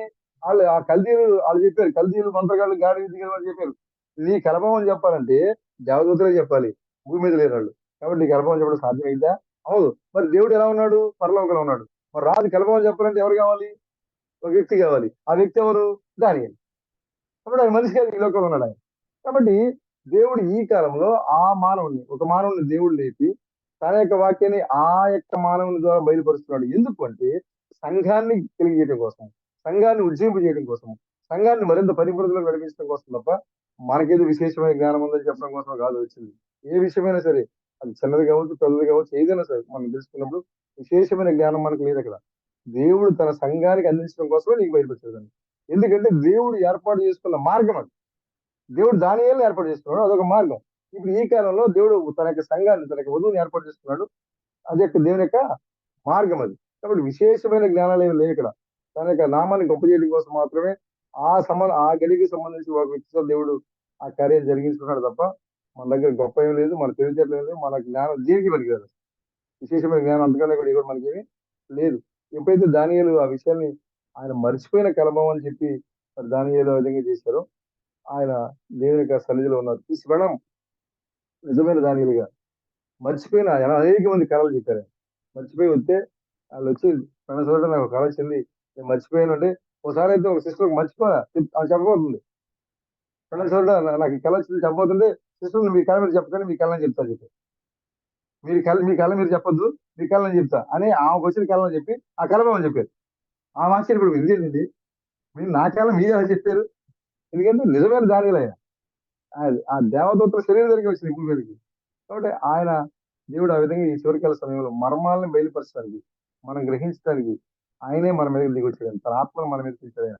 ఎవరైతే దేవుని సంబంధి అయిన ప్రజలు ఉన్నారో వారు దేవుని ఆత్మ ద్వారా దేవుని గ్రహించగలుగుతారు. మా పరలోక రాజ్య మర్మములు ఎరుగుట మనకు అనుగ్రహించబడింది, మనకు మాత్రమే అనుగ్రహించబడింది, లోకస్తులకు కాదు. ఎవరికి మిగతా వాళ్ళకి ఎవరికి అనుగ్రహించబడాల. యేసుక్రీస్తు భూమి మీద ఉన్నాడు అక్కడ, ఆయన మాట్లాడుతుంటే ఒకసారి ఉరిమినట్టుగా వచ్చింది స్వరం. ఒకసారి ఎప్పుడు ఉరిమి, మిగతా వాళ్ళందరికీ ఎలా ఉందంటే అది ఊరిలా కనబడింది. కానీ యేసుక్రీస్తు నేను నిన్ను మహిమపరిచాను అని నిలబడుతున్నాను. నిన్ను మహిమపరిచాను, నేను బలపరిచాను నిన్ను అనే స్వరం ఆయనకి అర్థమైంది. మిగిలిన వాళ్ళందరికీ ఒక ఉరుములాగా డుడు అనే సౌండ్ వచ్చింది. కారణం ఏంటంటే వాళ్ళకి ఆ విషయం మరుగు చేయబడింది, ఆయనకి ఆ విషయం బయలుపరచబడింది. అలాగే ఈ కాలంలో కూడా మినే టెకిల్ పార్సిల్ అందరూ లోకమంతా కూడా తిరుము తాగం సుగించబడి డ్యాన్స్ వేస్తూ ఉన్నారు. ఈ సమయంలో గోడ మీద చేవ్రత వచ్చింది. గోడ మీద చేవ్రత వచ్చి అందరూ కూడా డ్యాన్సులు ఎవరు ఇష్టం వాళ్ళు జీవిస్తున్నారు, ఎవరికి నచ్చినట్లుగా వాళ్ళు జీవిస్తున్నారు. ఎక్కడ జీవిస్తున్నారు వాళ్ళు? దేవుని యొక్క పవిత్రమైన యొక్క వస్తువులు తీసుకొని, దేవుని యొక్క పవిత్రమైన వస్తువులు తీసుకొని దాన్ని అపవిత్రపరుస్తూ వాళ్ళు డ్యాన్స్ వేస్తున్నారు. అది దేనికి సూచనగా ఉంది? దేవుని యొక్క సంఘంలో ఉండి దేవుని యొక్క పవిత్రమైన వస్తువులు, వర్తమానం, పుస్తకాలు, వాక్యము, దేవుని యొక్క పవిత్రమైన వాక్యాన్ని మన దగ్గర పెట్టుకొని మనం దాన్ని ఏం చేస్తాము? అపవిత్రం చేస్తున్నాం మనము. అక్కడ బెల్షెస్త ఏ విధంగా అయితే దేవుని యొక్క పరిశుద్ధ మందిరంలో ఉపయోగించే వస్తువుల్ని మద్యం మోసి తాగుతూ డ్యాన్స్ వేసి సింగిలేస్తూ ఆ దేవుని సేవకు మరి ఉపయోగించే వస్తువుల్ని అపవిత్రం చేశాడు, నేడు మరి దేవుని సేవకి మనం దేవుని యొక్క ఘనత కోసం మనకి ఇచ్చిన యొక్క ఈ వర్తమానాల్ని మనం మన చేతిలో పెట్టుకొని మన దగ్గర పెట్టుకొని ఈ యొక్క వస్తువుల్ని ఆయన సమర్పణకి ఆయన సేవకి మనం ఉపయోగించడానికి బదులుగా ఈ వస్తువులు మనం ఏం చేస్తాం? అపవిత్రం చేస్తాం. మన హృదయంలో ఉన్న ఇవన్నీ కూడా, మన హృదయంలో ఉన్న ఈ వస్తువులు మనం ఏం చేయాలి? దేవునికి అర్పించాలి, దేవునికి సేవ చేయాలి. ఈ వర్తమానాన్ని ఆ విధంగా ఉపయోగించాల్సింది మనం ఏం చేస్తామండి? ఈ వర్తమానాన్ని మన లోపల పెట్టుకొని ఆ వస్తువులు మన లోపల పెట్టుకొని ఆ వాక్యాన్ని ఎరిగి ఉండి సత్యమని ఎరిగి ఉండి ఈ లోకంతో లోక పాపంతో లోక స్నేహంతో మునిగిపోయి మనలో ఉన్న ఆ పరిశుద్ధమైన వాక్యము ఏమైపోతుంది? అపవిత్రపరచబడుతుంది, అపవిత్రం చేస్తున్నాము. బెల్షెస్సరు బాహ్యంగా ఉన్న ఆ గిన్నెల్ని బంగారు వెండి వస్తువుల్ని అపవిత్రం చేశాడు ఆయన. కానీ ఇక్కడ ఇప్పుడున్న ఈ బెల్షెస్సర్లు, ఎవరైతే సంఘంలో ఉన్న బెల్షెస్సర్లు ఎవరైతే ఉన్నారో వారి హృదయంలో ఉన్నట్టు దేవునికి సజీవ యాగముగా అర్పించాల్సిన వస్తువుల్ని, దేవునికి సమర్పించాల్సిన వస్తువుల్ని వాడు ఏం చేస్తారంటే లోక సంబంధమైన కార్యాలతో నింపేసి అపవిత్రం చేస్తున్నారు. ఆనాడు ఆ బెల్షెస్సర్ని దేవుడు వదిలిపెట్టలా. నా మందిరంలో మరి ఉపయోగించాల్సిన పాత్రలను నువ్వు అపవిత్రం చేస్తావా? కాబట్టి మినీ టేకిల్ పార్సిల్ నేను త్రాసులో చూశాను, నువ్వు సరిపోలేదు నువ్వు, కాబట్టి నీకు లెక్క తీసేస్తున్నాను, నీ లెక్క అయిపోయింది ఇక్కడ చెప్పేశాడు. మరి ఇప్పుడు ఈ బెల్షెస్సర్లు కూడా ఏం చేస్తున్నారు? వాక్యం లోపల పెట్టుకొని లోక సంబంధమైన కార్యాలు, అపవిత్ర కార్యాలు, అన్నిటికీ వాక్యం వ్యతిరేకమైన కార్యాలు చేస్తుంటే ఇప్పుడు కూడా కృష్ణంగా చెప్పారు, గోడ మీద చేరత రాయబడుతుంది, జాగ్రత్త. నీ యొక్క చూపు, నీ మాట, నీ క్రియ, నీ విశ్వాసము, నీ భక్తి, నీ నడక అన్ని కూడా ఎలా ఉండాలి? పరిశుద్ధంగా ఉండాలి, అపవిత్రం చేసి దానిలో ఉండకూడదు. ఒకవేళ నీ యొక్క దేవుని యొక్క నీ దేహము దేవుని యొక్క ఆలయమై ఉన్నది, ఆ దేవాలయాన్ని కనుక నువ్వు పాడు చేస్తున్నావా? గోడ మీద శివరాజు చూడు, గోడ మీద శివరాజు కనపడుతుంది. ఆ రోజున రాళ్లతో కట్టబడిన గోడ మీద శివరాజు కనపడింది ఇక్కడ, కానీ ఈ రోజున ఆకాశంలో శివరాజు కనపడుతుంది. ఆకాశంలో శివరాజు ఏం కనపడుతుంది? నీవు త్రాసులో తూయగా నువ్వు తక్కువగా ఉన్నావు. ఎందుకంటే బెల్షెస్సర్లా నీ యొక్క శరీరాన్ని అపవిత్రం చేసావు, దేవునికి సమర్పించాల్సిన నీ దేహాన్ని అపవిత్రంతో నువ్వు ముంచేసావు. కాబట్టి నేను లెక్క చూసేసాడు దేవుడు, త్రాసులో తక్కువగా చూసావు కాబట్టి నీ పని అయిపోయింది. బెల్షెస్సర్ నిజమైన బెల్షెస్సర్ ఇక్కడ ఈ సంఘంలో ఉన్నారు. వాళ్ళు తూకంలో పెట్టినప్పుడు సరిపడలేదు వాళ్ళు, ఎందుకంటే వాళ్ళు ఏం చేశారు? అపవిత్రం చేసుకున్నారు, వాళ్ళ శరీరాన్ని అపవిత్రం చేస్తున్నారు, వాళ్ళ తలంపులు అపవిత్రం చేస్తున్నారు. పరిశుద్ధమైన వాక్యం ఉండాల్సిన స్థలంలో అపవిత్రమైన దాన్ని తీసుకొచ్చి లోపల పెడుతున్నారు.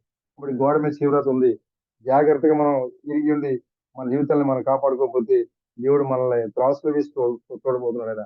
ఒక పక్కన వాక్యం ఉంటుంది, ఒక పక్క నిలబెడతాడు ఆయన. ఆ త్రాసుకు సమానంగా ఉంటేనే సరే, లేదా గోడ మీద తీవ్రత వచ్చి నాశనం చేయబోతుంది. ఇప్పుడు ఆకాశంలో కనపడుతుంది గోడ మీద శివరత.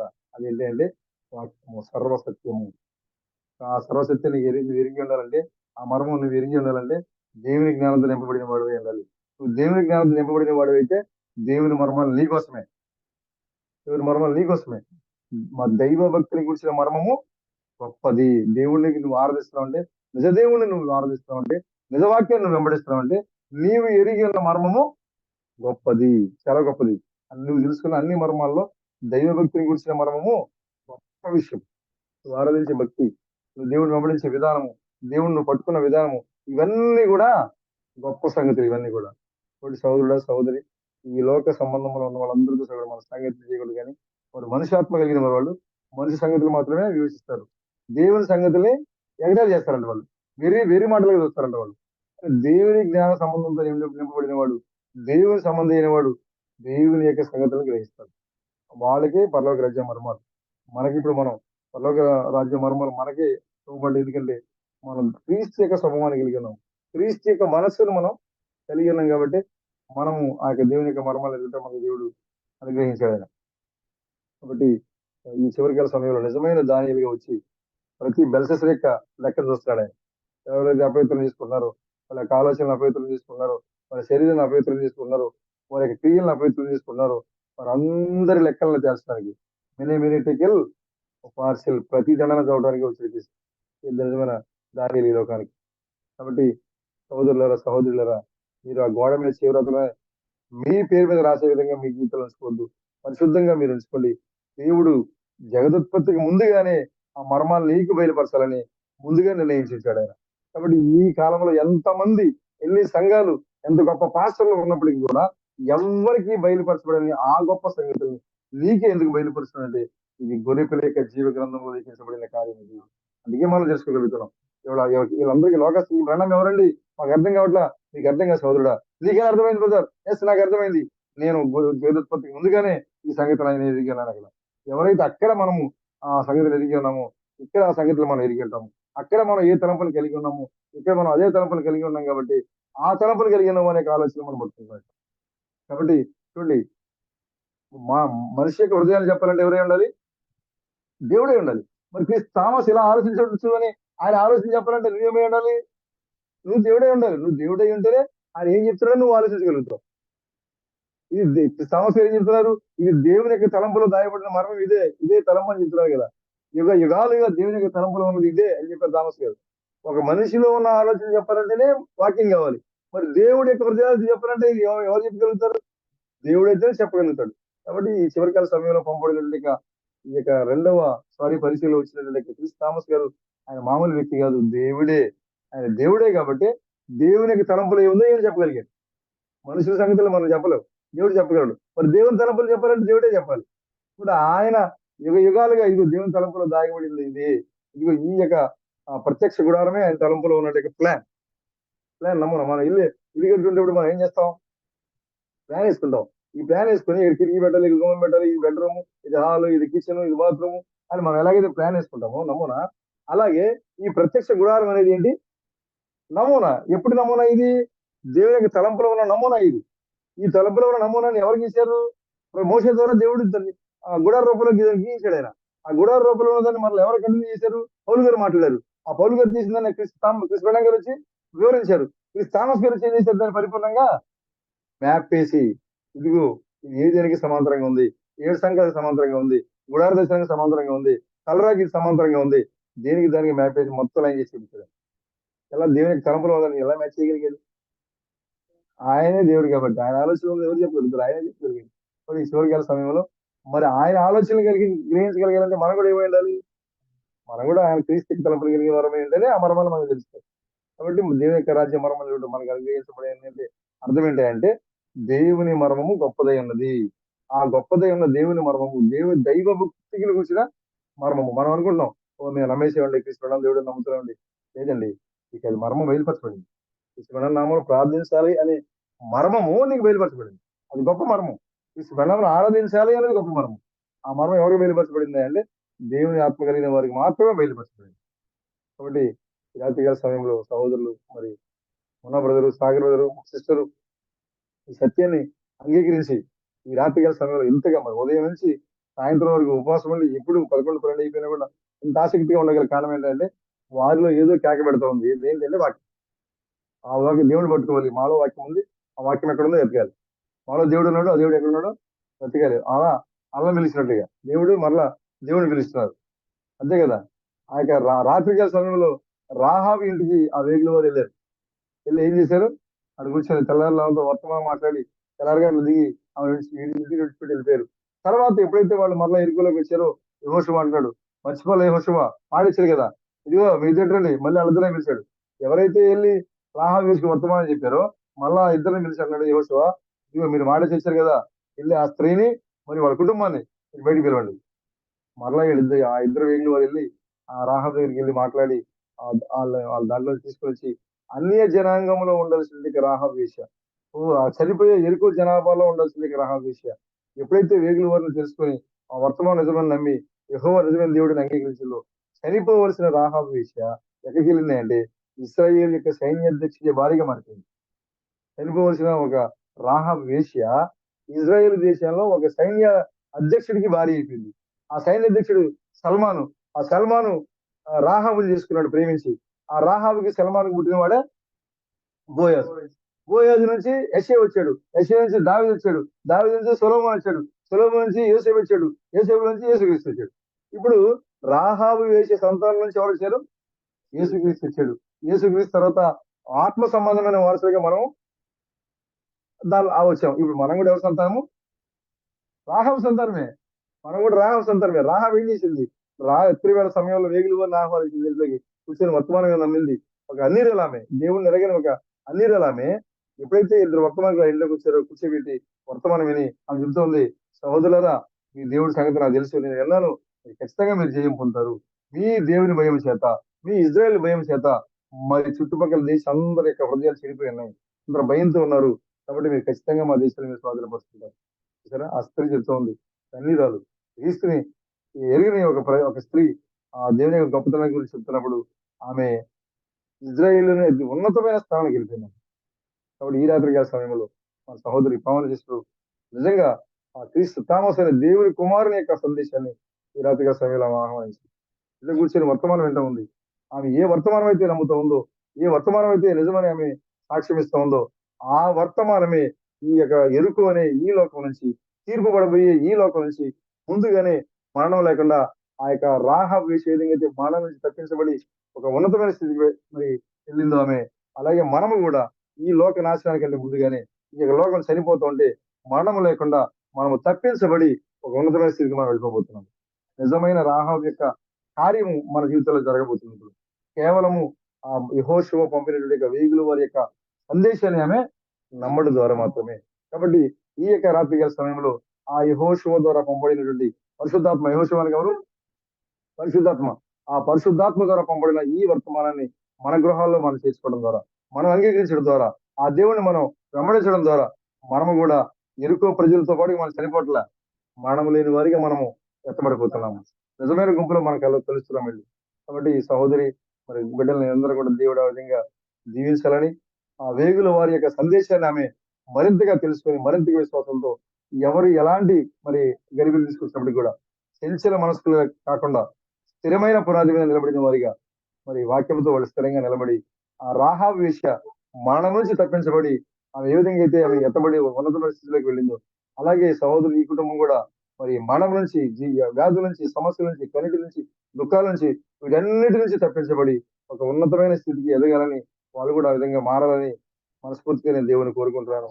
ఆ వేగులు వారి యొక్క సందేశము యెహోషువ ద్వారా మనకు పంపబడింది. ఆ వర్తమానమే, పరిశుద్ధాత్మ యొక్క వర్తమానమే మన చేతిలో ఉంది. ఆ శాబీన కాన్యంలో వచ్చిన వర్తమానమే మన చేతిలో ఉంది. ఆ యొక్క గుడార దర్శనం యొక్క వర్తమానమే మన చేతిలో ఉంది. ఆ మూడో యూటి సందేశమే మన చేతిలో ఉంది. ఆ యొక్క మేఘంలో దిగి వచ్చిన ఏడుగురు దేవుని కుమారుల యొక్క వర్తమానమే ఇప్పుడు మన చేతిలో ఉంది. రాహాబు ఇంట్లో ఉంది ఆ వర్తమానం. మనమే రాహబోయి ఉన్నాం. కాబట్టి ఈ వర్తమానం మన నమ్ముడు ద్వారా పరిపూర్ణంగా మరణాన్ని మనం చేస్తున్నాము, పరిపూర్ణంగా వ్యాధులు మనం చేస్తున్నాము. ఇజ్రాయేలు ఒక ఉన్నతమైన స్థితికి మనం వెళ్ళిపోతున్నాం. అబ్రహాం యొక్క అబ్రహాం యొక్క సంతానం శరీర సంబంధమైన సంతానం కాదు. అబ్రహాం శరీరధారిగా భూమి మీద ఉన్నప్పటికీ ఏ పంట కోసం ఎదుగుతాడైనా దేవుడు ఏ పట్టణానికి శిల్పి నిర్మాణకుడై ఉన్నాడో ఆ పట్టణం కోసం ఎదురు చూశాడు. ఏంటి ఆ పట్టణం అది? మనమే. అంటే ఆల్రెడీ శరీర జరిగే ఇజ్రాయెల్ భూమి మీద ఉన్నారు కదా, ఆ సంతానం భూమి మీద ఉంది కదా, యాకోబు ఉన్నాడు, ఇసాకు వాళ్ళందరూ ఉన్నారు కదా. ఉన్నా కూడా వాళ్ళు శరీర సంబంధమైన సంతానాన్ని పక్కన పెట్టి రాబోయే ఆత్మ సంబంధమైన సంతానం కోసం ఎదుగుతున్నాడు అప్పుడు. వీళ్ళు భూ సంబంధమైన వాళ్ళు, వీళ్ళు కాదు నా యొక్క సంతానం, ఇదిగో ఒక సంతానం రాబోతుంది, వారు నా యొక్క నిజమైన సంతానం. నేను ఎలాగైతే దేవుణ్ణి చూడకుండానే దేవుని యొక్క పిలుపుని విని బయటకు వచ్చానో, నేను ఎలాగైతే సింధూర వనంలో దేవుని రక్త మాంసాలతో చూసి ప్రభుని ఆరాధించానో, అలాగా చూడకుండా నమ్మేటటువంటి జనం రాబోతున్నారు. రక్త మాంసాలతో ఉన్న దేవుని గుర్తించి ఈయన ప్రభు, ఈయన మెస్సయ్య అని గుర్తించి ప్రజలు రాబోతున్నారు. ఆ యొక్క సంఘము, ఆ యొక్క నా సంతానం రావాలని అబ్రహం ఎదురు చూశాడు. ఎవరికోసం అంటే నీకోసం గారు. ఎప్పుడు అబ్రహం అప్పుడు ఎదురు చూశాడు. ఓ నా యొక్క సోదరుడు, నా కుమారుడు ప్రశాంత్ బ్రదర్ రావాలి. అతను ఎలా నమ్ముతాడు దేవుడిని? నేను ఎలా నమ్మాను? దేవుడు చూడకపోయినా కూడా దేవుడు ఉన్నాడని నమ్మాను నేను. కాబట్టి నా కుమారుడు ప్రశాంత్ వచ్చినప్పుడు ఆయన కూడా దేన్ని చూడండి, ఆయన దేవుని యొక్క పిలుపుని మాత్రమే చూస్తాడు. దేవుడు ఉన్నాడు అని నమ్ముతాడు ఆయన. ఆయన సింధూరంలో ఎలాగైతే నేను నడుచుకుంటూ వస్తా ఉంటే సాగిపడి ప్రభువా అని అంతకుముందు ఎప్పుడు చూడలేదు దేవుడు ఆయన. కానీ ప్రత్యక్ష ద్వారా ముగ్గురు వస్తా ఉంటే ప్రత్యక్ష ద్వారా ఇదిగో నడుచుకుంటూ వచ్చే దేవుడే ఆయన గ్రహించి గబగబా నా ప్రభు అని సాగిపడ్డాడు. ఇప్పుడు ప్రశాంత్ బ్రదర్ కూడా వాక్యము శరీర జరిగే ఈ లోకానికి వస్తే క్రీస్తు తామసే ఇప్పుడు ఈ కాలంలో పంపబడిన ఎలోహిమై ఉన్నాడు, ఆయన నిజమైన దేవుడే ఉన్నాడు, రక్తమాంసంతో పంపడినట్టు దేవుడే ఉన్నాడు అని చెప్పి ఎరిగి ఆ యొక్క అబ్రహాం యొక్క సంతానమైన నిజమైన యొక్క కుమారుడు ప్రశాంత్ బ్రదర్ వెళ్ళి ఎక్కడ నమస్కారం చేస్తున్నాడు? శరీర జరిగి వచ్చిన క్రీస్తు తామస్ యొక్క వాక్యానికి, ఆ యొక్క రూపానికి మనం నమస్కారం చేస్తా ఉన్నాం. అందుకోసమే అబ్రహాం ఎరిగి ఉన్నాడు. ఎందుకంటే అబ్రహాం ఏం చేశాడో అబ్రహాం పిల్లలు కూడా అదే చేస్తారు. అబ్రహాం అదే చేశాడు. ఇప్పుడు అబ్రహాం యొక్క సంతానమైన మనం కూడా అదే చేయాలి. అందుకోసమే అబ్రహాము శరీరధారిగా భూమి మీద ఉండి తన బిడ్డలు ఇసాకు పిల్లలు అందరూ ఉన్నా కూడా అబ్రహాం ఎవరి కోసం ఎదురు చూశాడు? నీ కోసం, నా కోసం ఎదురు చూశాడు. ఎందుకంటే మనం కూడా అబ్రహాం వల్ల నమ్మబోతున్నాం వాక్యాన్ని. ప్రభుకి స్తోత్రం కలిగాక ఈ రాత్రికాల సమయంలో నిజమైన అబ్రహాం యొక్క సంతానం మనమై ఉన్నాము. అందుకోసం యేసుక్రీస్తు చెప్పారు, ఆ శతాధిపతి గురించి మాట్లాడేటప్పుడు తూర్పు నుంచి పడమర నుంచి జనులు వస్తారు, వాళ్ళు అబ్రహాంతో, ఇస్సాకుతో, యాకోబుతో కూర్చొని వాళ్ళు పరలోక రాజ్యంలో కూర్చొని వాళ్ళు ప్రభుని ఆరాధన చేస్తారు. అదే జరుగుతుంది ఇక్కడ. మన పరలోక రాజ్యంలో కూర్చున్నాం. మనం ఇక్కడ పరలోక రాజ్యంలో మనం కూర్చున్నాం. మనతో పాటుగా మన యొక్క పితరుడైన అబ్రహాం, ఇస్సాకు, యాకోబు కూర్చున్నారు. మనం అందరం కలిసి ప్రభుని మనము ఆరాధన చేస్తూ ఉన్నాము. అయితే వాళ్ళు ఒక కోణంలో ఉన్నారు, మనము ఒక కోణంలో ఉన్నాము. కానీ అబ్రహాం ఎక్కడే కూర్చున్నాడు? మనం మాట్లాడే ప్రతి మాట ఆయన వింటున్నాడు. ఆయన సంతోషపడుతున్నాడు, గంతులేస్తున్నాడు. నా నిజమైన సంతానం వచ్చేసిందా అని గంతులేస్తున్నాడు. మనకి షేక్ హ్యాండ్ ఇవ్వాలని చూస్తున్నాడు. కానీ ఆయన తీయ పనిలో ఉన్నాడు. ఒక శరీరం మనం చూడదని కోణంలో ఉన్నాడు ఆయన. మనమేమో బాహ్య సంబంధంగా ఉన్నాం. మన శరీర షేక్ హ్యాండ్ ఇవ్వాలని గంతులేస్తున్నాడు ఆయన. ఆయన తీసుకోలేకపోతాడు. కానీ ఒక దినాన మనము అబ్రహాముని ముఖాముఖిగా మనం చూడబోతున్నాము. పరిపూర్ణంగా మనం అబ్రహాముని మనం ఆలింగనం చేసుకోబోతున్నాము. అప్పుడు ఆయన చెప్పబోతున్నాడు, ఓ సహోదరుడా, ఓ నా కుమారుడా, ఓ నా కుమార్తె, నీ గురించి నేను ఎప్పటి నుంచో చూస్తా ఉన్నా, వింటా ఉన్నా. నేను అప్పుడు శరీర జరిగే నువ్వు వచ్చినప్పుడు కాదు, నువ్వు రాకమునిపే నేను చెప్పి ఈ లోకానికి సాక్ష్యం ఇచ్చా. అబ్రాహాము ఎవరి కోసమైతే మరి ఆయన ఎదురు చూశాడో ఆ సంతానం ఇప్పుడు భూమికి వచ్చిందని నేను ఎప్పుడో సాక్ష్యం ఇచ్చాని ఆయన నీ గురించి సాక్ష్యం పోతాడు ఈ రోజు బహిరంగ సాక్ష్యం. కాబట్టి ప్రియమైన సహోదరులారా, దేవుని యొక్క వాక్యము, దేవుని యొక్క మర్మం ఎరుగుట నీకు అనుగ్రహించబడి ఉంది. ఎందుకు అంటే నీవు జగదుత్పత్తి ముందుగా నిర్ణయించబడి సంఘమై ఉన్నావు, వధువై ఉన్నావు. నీకు తప్ప వేరే వాళ్ళకి ఎవరికి కూడా అర్థం కాదు. శిష్యులు వచ్చి అడిగారు, ప్రభు ఎందుకు రహస్యంగా మాట్లాడుతున్నావు? చూడండి ఒకసారి, అమ్మాట చూడండి ఒకసారి.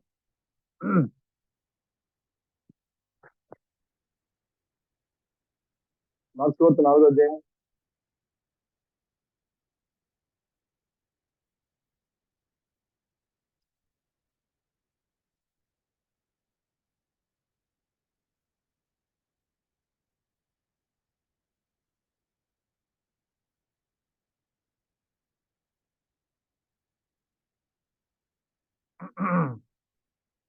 11 4:11.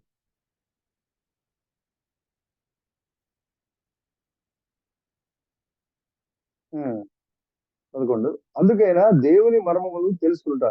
దేవుని రాజ్య మర్మములు ఇక్కడ ఏంటంటే ఇంతకు మనం చదువుకునేది మత్తయిలో పరలోక రాజ్య మర్మములు.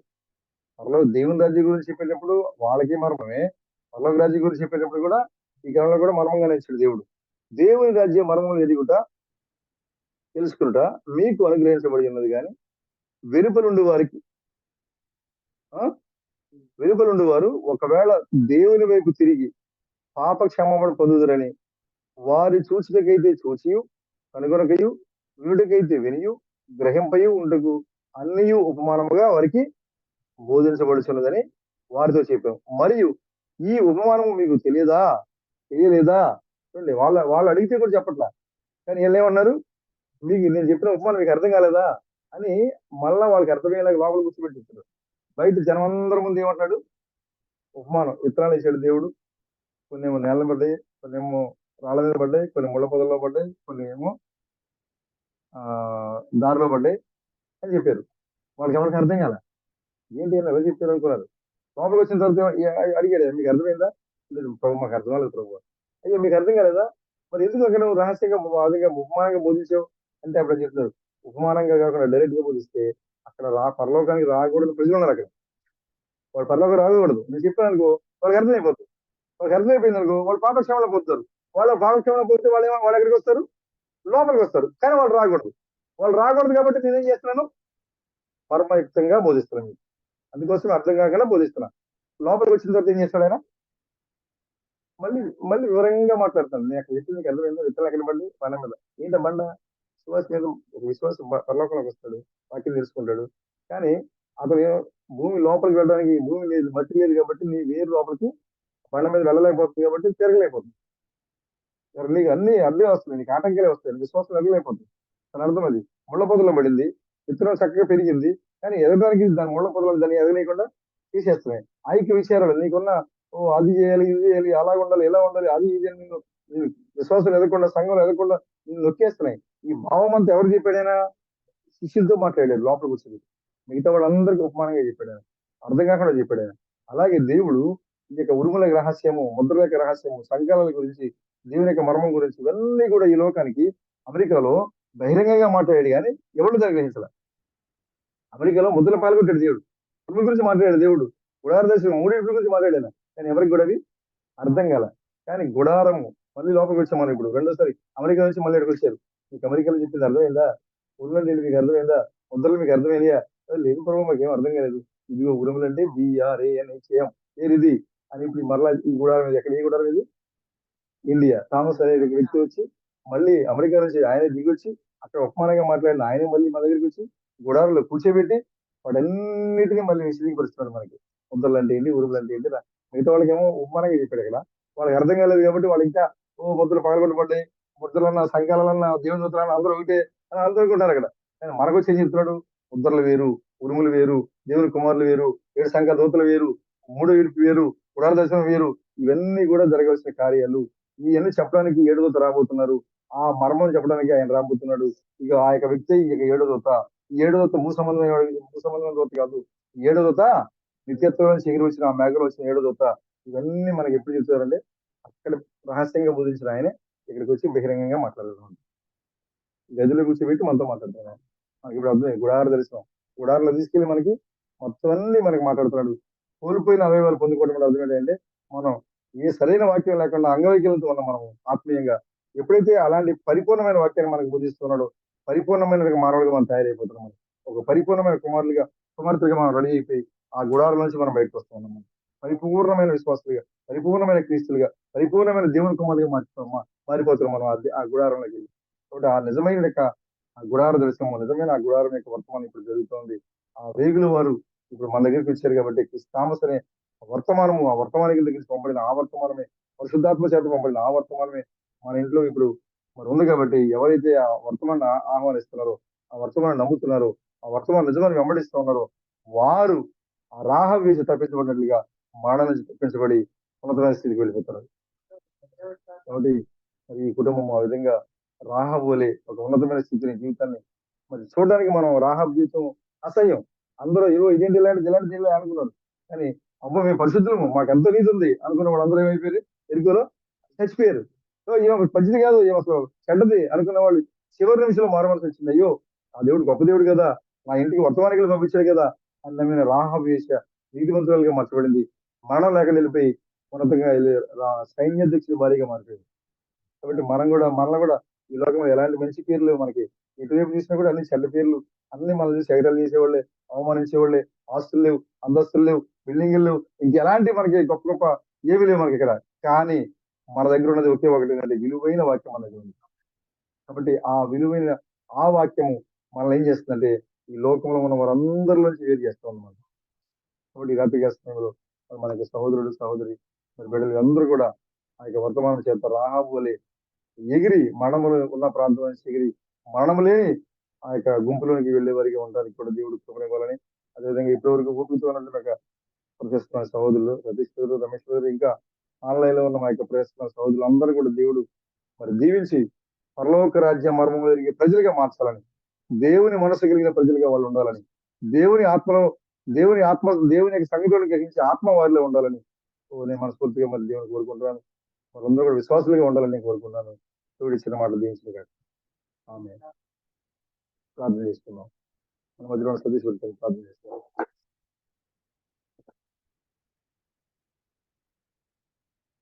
కొద్ది నిమిషాలు అనుకున్నాం, గంటల దాటి.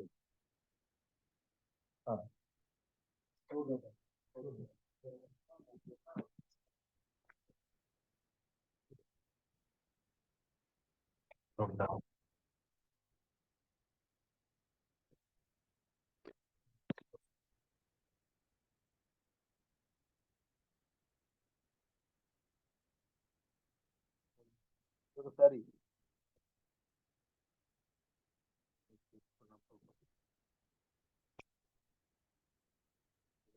సహోదరుడు మరి ఎంతో ప్రయాణంలో మరి నిద్రలేక అలసిపోయినప్పటికీ కూడా ప్రభువా తండ్రి మరి మరి దేవుని యొక్క వాక్యాన్ని వివరించి చెప్పడానికి తండ్రి మరి మరి సహోదరుల్లో మరి చెప్పే సహోదరుల్లోనూ వినేటటువంటి మరి యొక్క సహోదరుల్లోనూ కూడా ప్రభువా మీరు ఆ యొక్క మరి ఆకాంక్షనే ఉంచినందుకు తీసుకుంటున్నాం. ఇంటి తేనెదారుల కంటే మధురాతి మధురమైనటువంటి ఓ తండ్రి మరి మరి ఏమి చేసి ఉన్నారు, ఏ రీతిగా మనం ఎన్నుకొని ఉన్నారు, మరి మీ యొక్క మర్మాలను ఎరగడానికి బ్రో మరి మీ యొక్క ఆత్మను మాలో ఏ రీతిగా ఉంచున్నారని మేము మరొక ప్రతి ఒక్క విషయాన్ని మేము పరిశీలించి చూసినప్పుడు మరి దేవుడు మా ఎడల ఎంత ఎంత గొప్ప ప్రేమను కలిగి ఉన్నాడో, ఎంత అక్కర కలిగి ఉన్నాడో ప్రభావ మేము చూసినప్పుడు ప్రభావ తండ్రి మా యొక్క హృదయం ఆనందంతో గతులు వేసుకుంటున్నాం.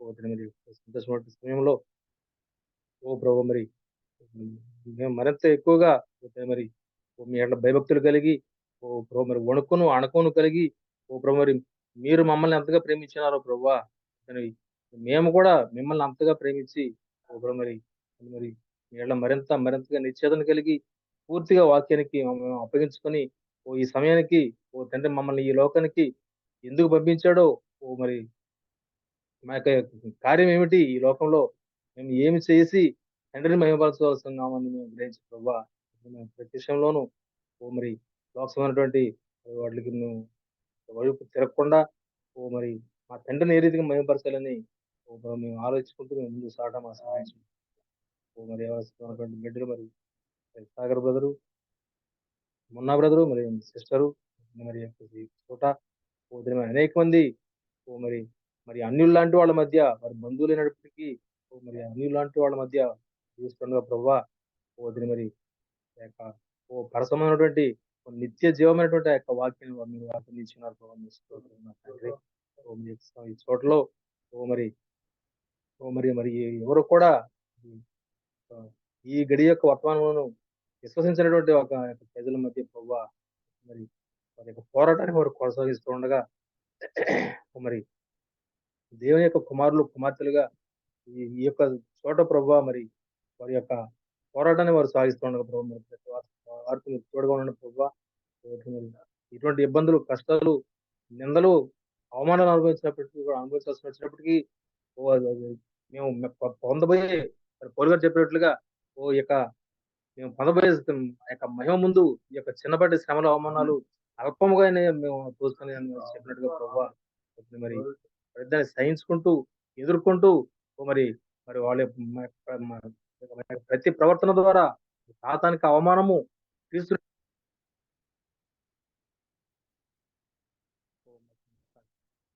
ప్రతి కదలిక ద్వారా సమస్తం ద్వారా మీ నామానికి మేము అంటే ఇక్కడ కూడిన ప్రతి ఒక్కరిని అదేవిధంగా మరి జూమ్ ద్వారా మాతో ఐక్యత పొందినటువంటి సహోదరుని ఆశ్రయించుకొని మా ద్వారా మీ నామానికి మహిమను తెచ్చుకోమని క్రీస్తు బ్రహ్మని మీ యొక్క నిత్యమైన నామం పరిశుద్ధుడా మీకు వందనాలు. తోడునైనా మరి కొన్ని విషయాలు జ్ఞాపకం చేసుకోవడానికి కృపనిచ్చినందుకు మీకు వందనాలు తండ్రి. దేవుని రాజ్య మర్మం ఎరుగుట మాకు అనుగ్రహించారు మా ప్రభా. ఇవి ఏమై ఉన్నావు ప్రభావం, మీరు ఏ విధంగా మా మధ్యలో పనిచేశారు, నిన్ను ఆరాధించడానికి ఎలాంటి మర్మము మాకు అవసరమైనది. ఓ నిన్ను గ్రహించడానికి మీ యొక్క ఆత్మ మాలో ఎలా ఉన్నదని ప్రభా మరి పౌలు గారు చెప్పిన విషయాన్ని మరొకసారి మేము జ్ఞాపకం చేసుకోవడానికి మీకు కృపనిచ్చిన ప్రభా. దానియేలు వలె దేవదూతల ఆత్మ కలిగిన వాడుగా నీవే దీనిలో దిగి వచ్చావు మా ప్రభా. మా ప్రభు మరి మీరు మా కొరకు బయలుపరిచారు మా ప్రభు. స్తోత్రములు. నిజంగా దానియేలు ఏ విధంగా అయితే మనుషులు ఈ లోకంలో ఉన్న కల్దీయులు గాని, గాడి విద్య కలిగిన వారు గాని, మంత్రగాళ్ళు గాని ఎవరు గ్రహించగలిగే యొక్క మరి రాజు మనసులో యొక్క తలంపులను గ్రహించగలిగాడు. కేవలం ఆయన అంటున్నాడు, నేను విశేషమైన జ్ఞానం ద్వారా కాదు కానీ దేవుని కృప వలన రాజునకు తెలియవలసిన నిమిత్తమే మేము తెలుసుకోవాలని చెప్పారు మాకు. కాబట్టి నైనా మేము కూడా ఈ యొక్క చివరికాల సమయంలో మా సంఘంలో మేము మాట్లాడే విషయాలు, సోదరులతో మేము పంచుకునే విషయాలు మా సొంత జ్ఞానంతో కాదు కానీ విశేషమైన జ్ఞానాలు మాలో లేవు కానీ సంఘమును మరింతగా ఉత్తేజపరచడానికి మీరు నడిపించే విధానం బట్టి జరుగుతుంది మాకు. కాబట్టి ప్రభు మరి సహోదరులు ఇంకా బలపరచాలి. నిజమైన దానియేలు యొక్క సందేశాన్ని మేము తెలుసుకోవడానికి సహాయం చేయండి. నిజమైన దానియేలు ప్రభు మరి ఈ లోకానికి వచ్చినారు మా ప్రభు. రెండవ దానియేలుగా, మూడవ దానియేలుగా ఓ ప్రభు మరి ఆయన హెచ్చించబడ్డారు మా ప్రభు. బబులోనులో రాజ్య సన్నిధిలో మన దానియేలు ఉన్నారు మా ప్రభు. ఓ మిగిలిన వాళ్ళైతే రాజా మరి సముఖంలో ఉద్యోగస్తులుగా ఉన్నారు కానీ దానియేలు అయితే రాజ సన్నిధిలో ఉన్నాడు మా ప్రభు. ఆయన అనేక మంది మీద అధికారిగా ఉన్నాడు మా ప్రభు. కాబట్టి ఆయన నిజమైన అధికారి ఈ లోకానికి రాబోతున్నారు, పరిపాలించబోతున్నారు. ఆ మర్మము అంతా కూడా మరి పౌలుగా చెప్పినట్లుగా దేవుని జ్ఞానం గురించిన మర్మము మరి మర్మముగా బోధిస్తున్నాము. ఎందుకంటే మీరు పాలు తగ్గి పిల్లలుగా ఉన్నారు, కానీ మేమైతే బలమైన ఆహారం తినే పిల్లలుగా ఉన్నాము ప్రభు. ఆ మర్మాన్ని మాకు పరిపూర్ణంగా వ్యక్తపరిచిన దేవుడు మీకే వందనాలు తెలుస్తున్నాం. కాబట్టి ప్రభు మరి ఈ రాత్రికాల సమయంలో మేము పంచుకున్న యొక్క మాటలను బట్టి మీకు వందనాలు. మరి మనల్ని పిలిచి ఈ కూడికిని ఏర్పాటు చేసిన సహోదరి మరి పవన్ శిష్యులను బట్టి, కుటుంబాన్ని బట్టి మీకు వందనాలు. బిడ్డలు మరి ప్రశాంత్ గారు మొన్న బిడ్డలు పెట్టుకోవడం మీకు వందనాలు. ప్రభు మరి ఆ బిడ్డల యొక్క హృదయాలను మీ యొక్క వాక్యంతో నింపండి. మీ నామానికి ఎలాంటి చేదు అవమానం కలగకుండా పరిశుద్ధంగా వాళ్ళు ప్రభావాన్ని సన్నిధి కూడా సహాయం చేస్తుంది. ప్రభు మరి కుటుంబాన్ని బలపరుస్తుంది, స్థిరపరుస్తుంది. మరి మా ఇంకా దూర ప్రాంతం నుంచి మాతో ఐక్యత పొందుతున్న సహోదరులను అందరూ కూడా మీ వాక్యంతో నింపండి ప్రభా. మేము ఏదైతే ప్రభు మరి పలుకుతున్నామో దాని మీద నిశ్చేతను మేము కలిగి ఉండే సహాయం చేస్తున్నాను ప్రభా. రాహాబు వలె ప్రభు మరి ఆమె దేవుడు కాదు, ఆమె తెలియదు, ఎక్కడో దూరం దేశం దేవుడు, కానీ ఆమె పట్టుకుంది, ఆమె నిజమైన దేవుడు అని తెలుసుకుంది. ఆమె ఎప్పుడైతే ఆ దేవుడు నిజమని తెలుసుకుందో ఆమె ఇంటికి దూతలు పంపించబడ్డారు. ఆ ఇంటిలో కూర్చోబెట్టింది, వర్తమానం అయింది, ఆహారం పెట్టింది, గౌరవించింది వారిని. మరలా ఒక దినాన ఆ యొక్క ఇద్దరు వేగుల వారు మరలా వచ్చి రాహాబు వేషం మరి ఆ ఇజ్రాయెల్ దేశంలో ఒక మంచి స్త్రీగా, ఒక సైన అధ్యక్షుడికి ఒక భారీగా ఆమె హెచ్చరించబడింది మా ప్రభు. మేము కూడా ఈ లోకంలో మీరు అన్నిలము మీరు మరి మేము ఎరిగిన వారుగా ఉన్నాము. కానీ ప్రభు మరి నీ గురించి విన్నప్పుడు, నువ్వు చేసిన అద్భుత కార్యాల గురించి మేము విన్నప్పుడు, ఇదిగో యేసుక్రీస్తుగా వచ్చినప్పుడు ఎరుసలేములో ఇలాంటి గొప్ప కార్యాలు చేశారు, అప్పుడు అనేక మంది కదిలించబడ్డారు. ఆయన అమెరికాలకు వచ్చినప్పుడు ఇలాంటి కార్యాలు జరిగినాయి, అనేక మంది అక్కడ మరి కదిలించబడ్డారు, అనేక కార్యాలు జరిగినాయి. ఖచ్చితంగా ఈయనే దేవుడు, ఆయనే రాజులకు రాజు, ప్రభులకు ప్రభు అని మేము ఎరిగి ఉన్నాం మా ప్రభు. ఆ సమయంలో పరలోకం నుంచి పంపబడిన వేగులు వారు క్రీస్తామస్ యొక్క సందేశం మా ఇంటికి వచ్చింది ప్రభు, మా గృహాలకు వచ్చింది మా ప్రభు. ఆ వర్తమానం మేము స్వీకరిస్తూ ఉన్నాం మా ప్రభు. ఆ వర్తమానమే మమ్మల్ని మరణం లేకుండా జీవనాన్ని దాటిస్తా ఉంది మా ప్రభు. ఎరుకో నుంచి మమ్మల్ని దాటిస్తా ఉంది మా ప్రభు. కాబట్టి ఇక్కడ రాత్రికాల సమయంలో ఆ వర్తమానంలోనికి మిమ్మల్ని అందరూ నడిపించబడే సహాయం చేయండి. ముఖ్యంగా గృహాన్ని కూడా మీరు నడిపించండి. దూర ప్రాంతం సౌదులు కూడా ఆ వర్తమానంలోనికి మీరు నడిపించండి మా ప్రభు. మరలా కలిసిన వరకు ప్రతి ఒక్కరు కూడా మీ ఆత్మతో నింపి నడిపించి మహిమ ఘనత ప్రభావాలు పొందుకోవడం, రాజులకు రాజుగా, ప్రభులకు ప్రభుగా, పెళ్లి కుమారుగా రాబోతున్నటువంటి మా విమోచకుడైన క్రీస్తు బ్రహ్మణం యొక్క నిత్య నామంలో ఈ ప్రార్థన తెలుసుకున్నాం మా ప్రభు. ఆమేన్. His venom never fails. His venom never fails indeed. Hallelujah, hallelujah. His venom never fails indeed. He's coming very soon. He's coming very soon. He's coming very soon indeed. Hallelujah. Hallelujah. He's coming very soon indeed. ప్రాణమా యెహోవాను సన్నిధించు. సాయంత్రం సమస్తమైన పరిశుద్ధం సంధించి నా ప్రాణం యెహోవాను సెలవు మా విమోచకుడైన క్రీస్తు బిడ్డలకు తీసుకున్న దేవుని మరువకము. ఆమె ఆమె ఆమె మన రాజులకు రాజును ప్రభులకు ప్రభును మన పెళ్లి కుమారుడైన క్రీస్తు బ్రాహ్మణ యొక్క కృపా సమాధానము ఈ రాత్రి కాల సమయంలో కూడికి ఏర్పడిన కుటుంబములకు దూర ప్రాంతం నుంచి వచ్చిన సహోదరులకు దూర ప్రాంతం నుంచి మరి ఐక్యత పొందుకున్న సహోదరులకు ప్రపంచ వ్యాప్తంగా సిద్ధపడుతున్న పరిస్థితులకు మన కృపా సమాధానము ఇప్పుడు ఎల్లప్పుడు సదాకాలము తోడి అని మనం నడిపించిన కాక. ఆమేన్ ఆమేన్ ఆమేన్. Glory to God.